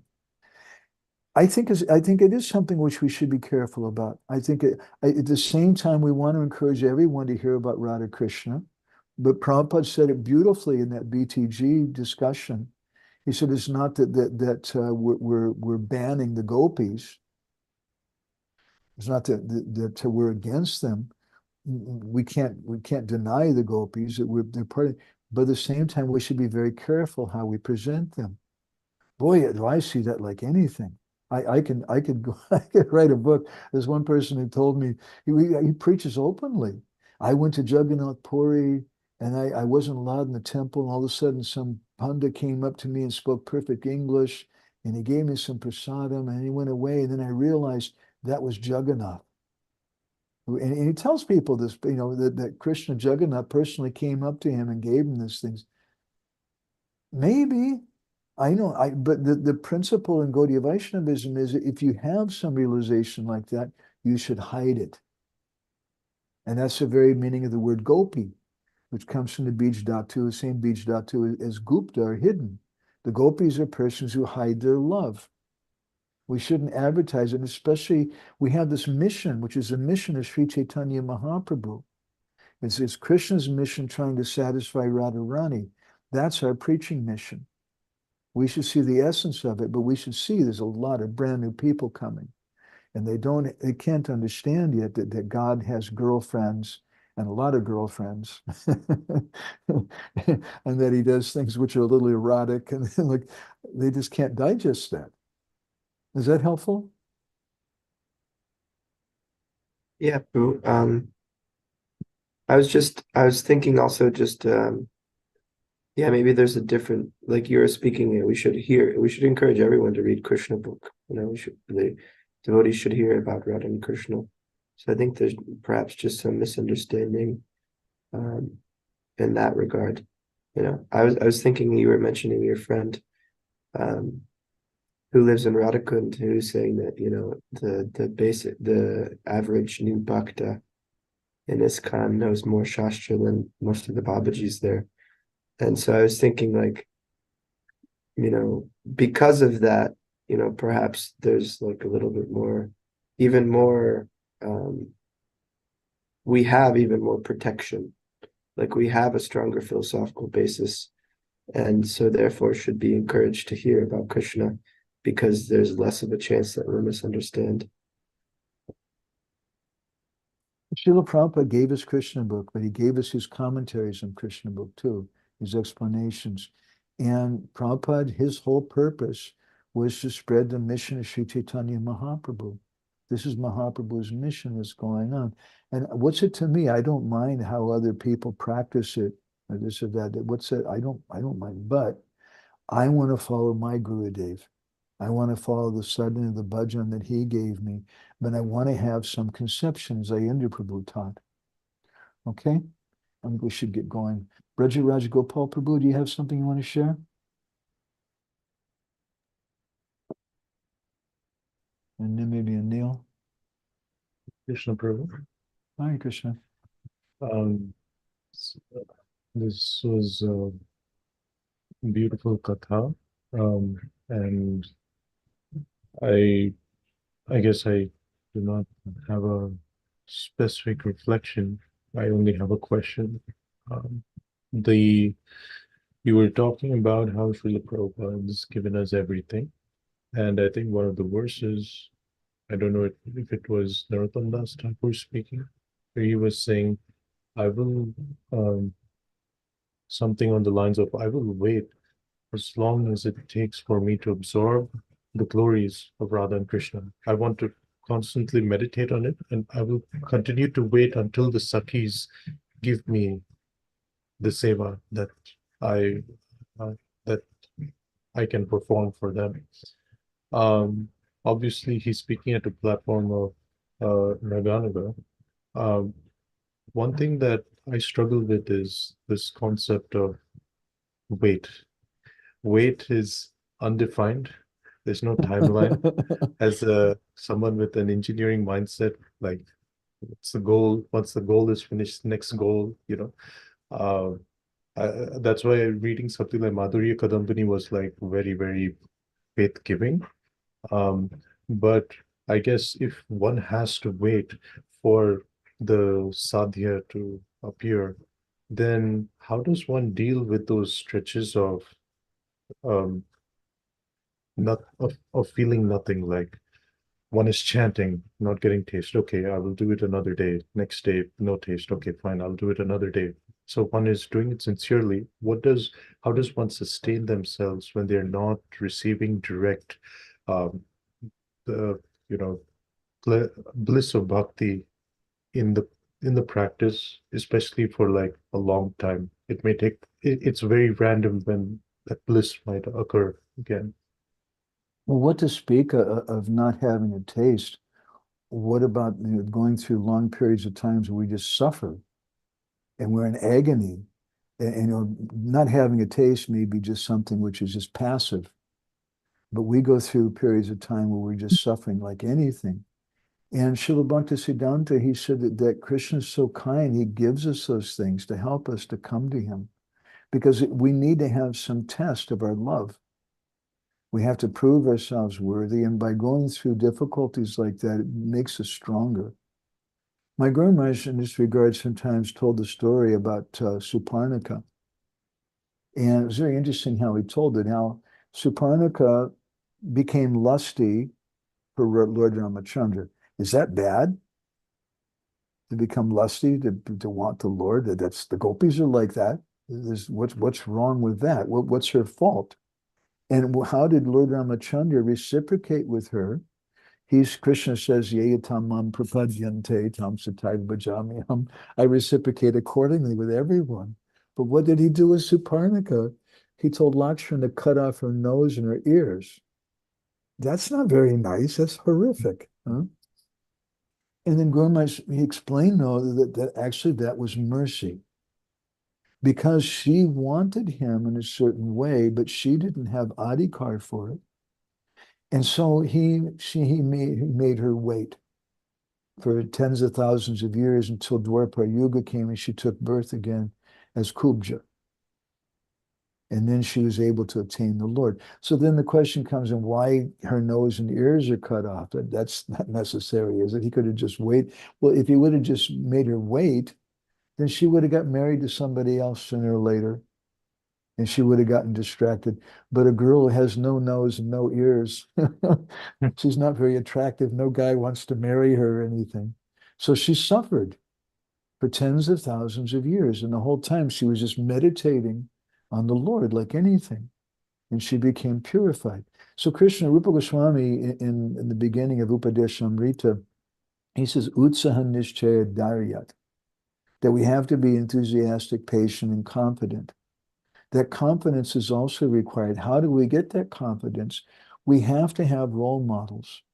And that's why if there's no sadhu, then there's no movement. If we don't have people like Jamuna and like Jayananda Prabhu, like Ayendra Prabhu, and other great saints in our society, then everything becomes theoretical and we may develop great doubt. By hearing about those great devotees, it gives us inspiration. And what to speak, if we can associate with them and render service to them, that's far better. But sometimes we can't. Maybe we don't find such devotees around us. And really what's dry is not just my conception, but my association. And then I want to read, I want to hear about these personalities. That'll give me some faith, that'll give me some hope. And it may be a long stretch, even like Suparnika. but I hope he won't have to wait for 15,000 years, something. Thank you so much, Prabhu. Thank you. Hi, Krishna Prabhu. Anil Prabhu, do you want to share something? You had some other comments about Panchayat, I think. Hare Krishna, Prabhuji. Am I audible? Yeah. Okay, yeah. I won't be able to come on video because my camera is like bad. Front camera is bad. So yeah, We can see, I was just see you. We can see you. Your pictures there. You got your two hands in the air. You look just like Chaitanya Mahaprabhu. yeah, that's Mayapur Chandrodaya. Yeah, that's my favorite deity actually. So I was just explaining the word panchayati. The word panchayat means India. Actually, it's a village term. Panchayat means five people, and they decide the, you know, things, before the police came within the periphery of a village. So these five people are called punchers, punch. So they don't let police enter into the village, and they settle the matter among themselves, and they decide what's what, who is wrong, and they punish the people, and they do the justice. So that was panchayat. So in the panchayat, the whole village sits there when it is being discussed. The whole village sits there. So that's what I was saying. It's not a like closed door thing. It's a public thing. So panchayat. Yeah, So that's why.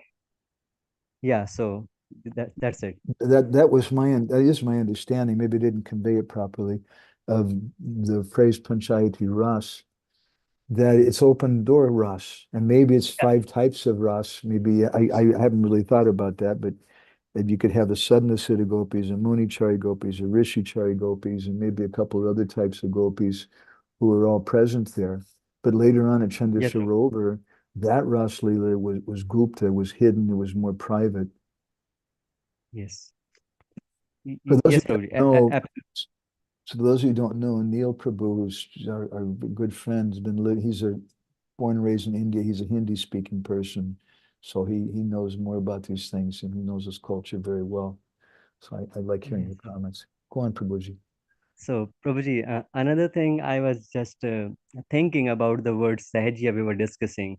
So I was thinking like Bhaktivedanta Thakur, he tells in Bhajan Rahasya about the Tattva Vibram, the three, the confusions sadhaka goes through, like Partattva Vibram, Sadhana Sadhya Vibram. So I was thinking that, those can be the, like, many definitions of being a Sahajya.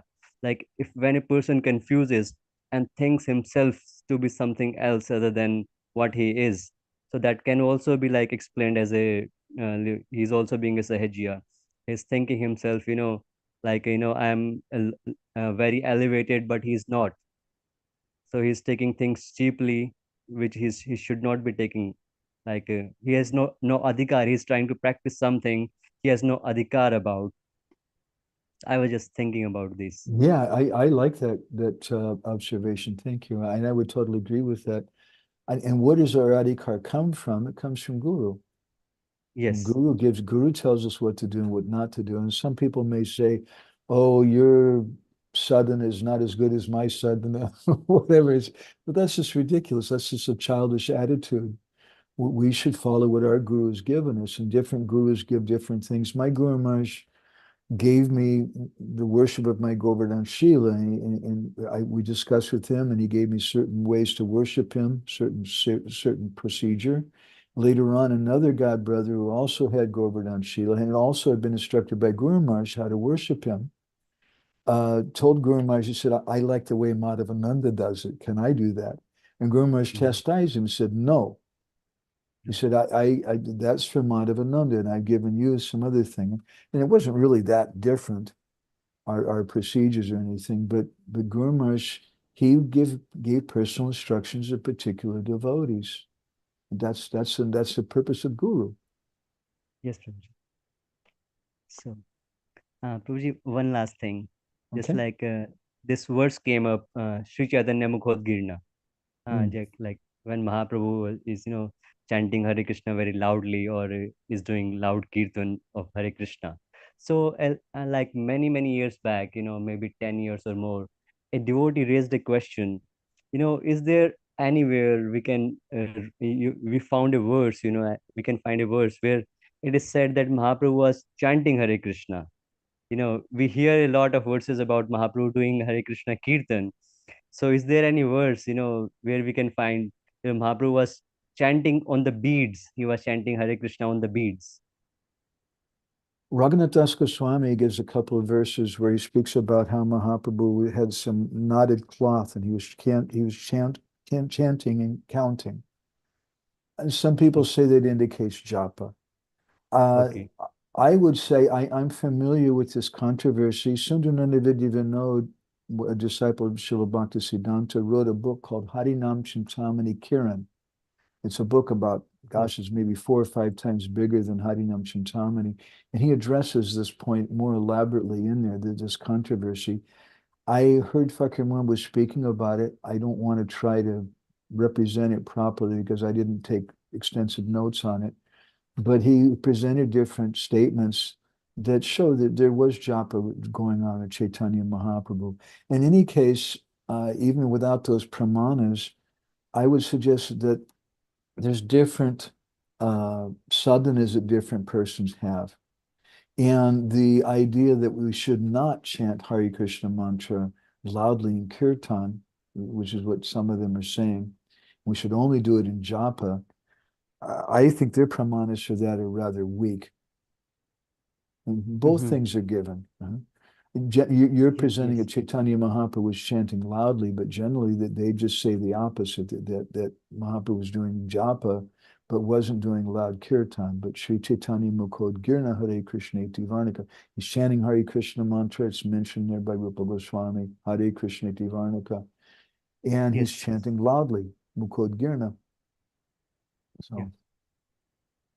So his only question was whether we can find a verse where it's said, that Mahaprabhu was chanting Hare Krishna on the beads. So I was just thinking, Raghunath Das Goswami mentions like that he was counting, he was chanting on beads. And in Hari Bhakti Vilas also speaks about japa and chanting. There's a long description about japa there from Sanatana Goswami and Gopal Bhatta Goswami, who are contemporaries of Mahaprabhu. So it's one of those things which are... Go ahead. Yes, Prabhuji. Yeah, I was just, it's not my doubt, I was just thinking, to back it from the Shastras, I have like full faith on my Guru Parampara, whatever we are getting from our Parampara, I have faith and I'm faithfully chanting, for last maybe 18, 20 years. But I was just thinking to back it, if someone asks about a verse, I was just... I could look, I could probably find some things for you if you want. In any case, again, to me, I've seen this controversy, mostly these kind of controversies, I think, just come when people they just want to be the best. And they just want to defeat everybody else and establish themselves as best. But there's different mantras people chant in Hari and Jagannath Puri. Sometimes some people chant Nitai Gaur, Bhajan Nitai Gaur Radhe Sham. We don't, etc. We don't like that mantra. There's other mantras that was Jai Shri Krishna Chaitanya, Prabhu Nityananda, Hare Krishna, Hare Ram, Shri Radhe Govinda. There's different mantras. Yeah, there's different mantras they chant. They're Vaishnavas. I love them. And I don't criticize them. They're following their guru. They got their mantra from their guru. They have faith in their guru.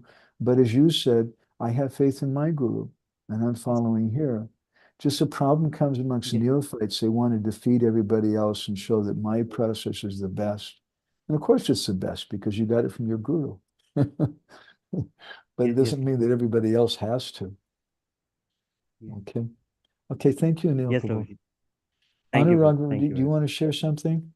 Hare Krishna, Prabhuji, Dandavat Pranam. Firstly, thank you so much for having me here. It's such a great pleasure and nice to have you as a guest. Great nourishment for me.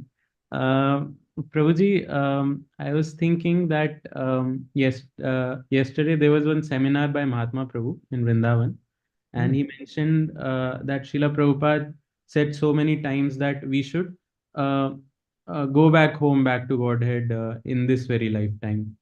But we saw Srila Prabhupada's comment that, we'll have some attraction to some service after we are so purified. And in the starting, we saw that advanced devotees or purified devotees. But it seems like there is such a long time to get to that purified stage and then even advance further. So it seems like it will take so many lifetimes to actually go there. So what is the hope that even in this very lifetime, we can advance so much that we can attain Golok Vrindavan Dham in this very lifetime? Well, we have examples. We want to hear of examples.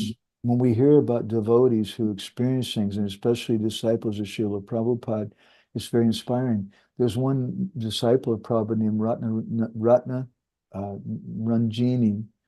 Krishna Kun can correct me if I'm pronouncing that wrong. She had some association with her. And she was just like a simple housewife, born in UK, not an Indian body, didn't know Sanskrit, wasn't a big pundit or anything, but she was a really sincere devotee. And later in her life, she got heavy cancer, and she started seeing things, and she realized her Swarup and would speak about things. And who can say what she was doing was correct or not? I can't say. I have a godbrother and god sister named Jamuna. Same thing. She's from India, but she was very simple, just housewife, not a big person or anything. And she got cancer, and at a certain point, she started becoming very ill. And she had a vision that Krishna came to her, and Radharani came another time, and she was crying and in ecstasy. My grandmother said that she went back to Godhead. She realized her Swarup. How much of that is encouragement? How much of when Prabhupada says you should go back to Godhead in this lifetime and you could do that, how much of that is encouragement and how much of that is reality is a good question. I agree, but we should be encouraged. There's no doubt of that, and we should have firm faith that we can do it. At least it's clear to me that Srila Prabhupada wanted us to not be lazy and not say, well, anyway, if I don't make it in this life, I'll take birth in a nice family and I can continue in my next life or something. No, we should be fully determined in this lifetime, I'm going to do something. And it's possible. These two examples are there, and other devotees too, who seem to have realizations of their Swarup and different things at the end of their life. Okay. Okay? Okay, Prabhuji. Thank you so much. Thank you, Prabhuji. Hare Prabhuji, one Krishna. last thing. Sure. I am also hearing on repeat your lectures you gave in the Govardhan retreat on the 𝗣𝗿𝗄𝗺 and I am loving those lectures so much. So thank you so much. I want to go back and finish them. We still have 2 or 3 verses left. Yes, Prabhuji. I went to last Govardhan retreat and this year also, and we all of us were really missing you. Hare Krishna. You please say some prayer. Anyway, Krishna has some desire. He has some arrangement. We've been in Hungary for so long. We went to Ukraine 4 times since we've been here, and we got to be here for Krishna Kun's mother's departure. And honestly speaking, what the prasadam, the mercy things that she got just before she left, practically it's unheard of. You know, Radha Kund water and dust from Nityananda Prabhu's birthplace, and so many garlands and Mahaprasadam and Charanamrita and Tulsi, and just on and on and on and on and on, reciting Gopi Geet in front of her and things. And she got a lot of blame. So we think that was maybe one of Krishna's desires to keep us out of India, and maybe other reasons. I don't know, whatever Krishna desires to. We got to be in Debrecen and associate with the devotees like Kausalya, who has some question comment right now too. Thank you, Prabhuji. Did you want to share something, Kausalya?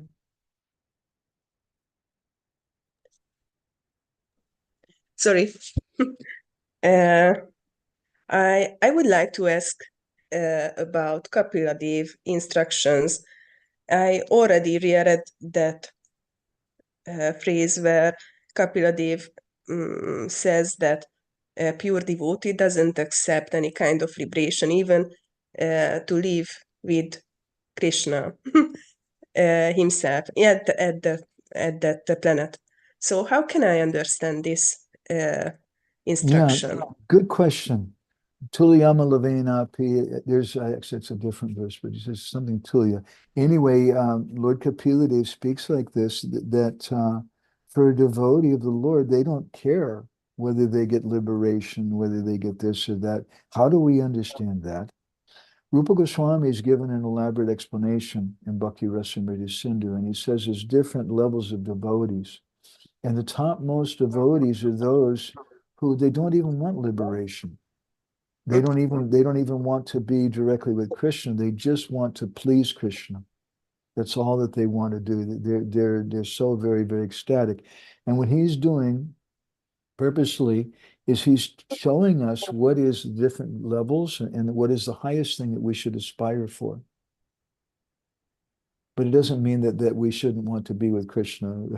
We shouldn't want to get liberation like that. But that's the prayer, that's the teaching that Lord Kapilati is giving, which is a topmost thing.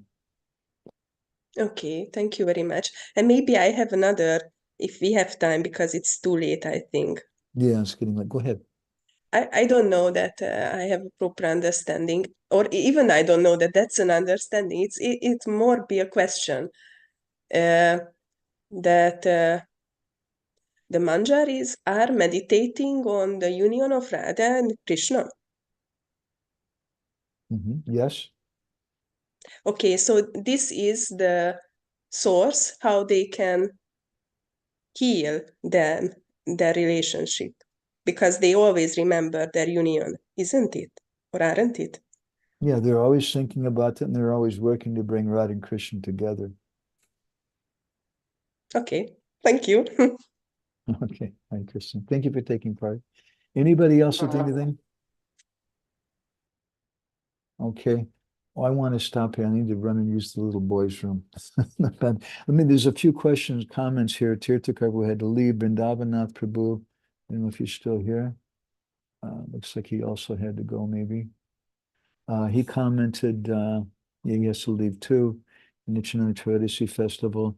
Lila Purushottam, we could conclude then that we don't have to do Japa Brata. Or the other way. Controversy. It was regarding the controversy. If we would come to a conclusion that Mahaprabhu was only chanting loudly, then we could come to a conclusion that okay, then we don't also have to chant japa actually. Yeah, I encountered this controversial quite a bit in India in Bhubaneswar.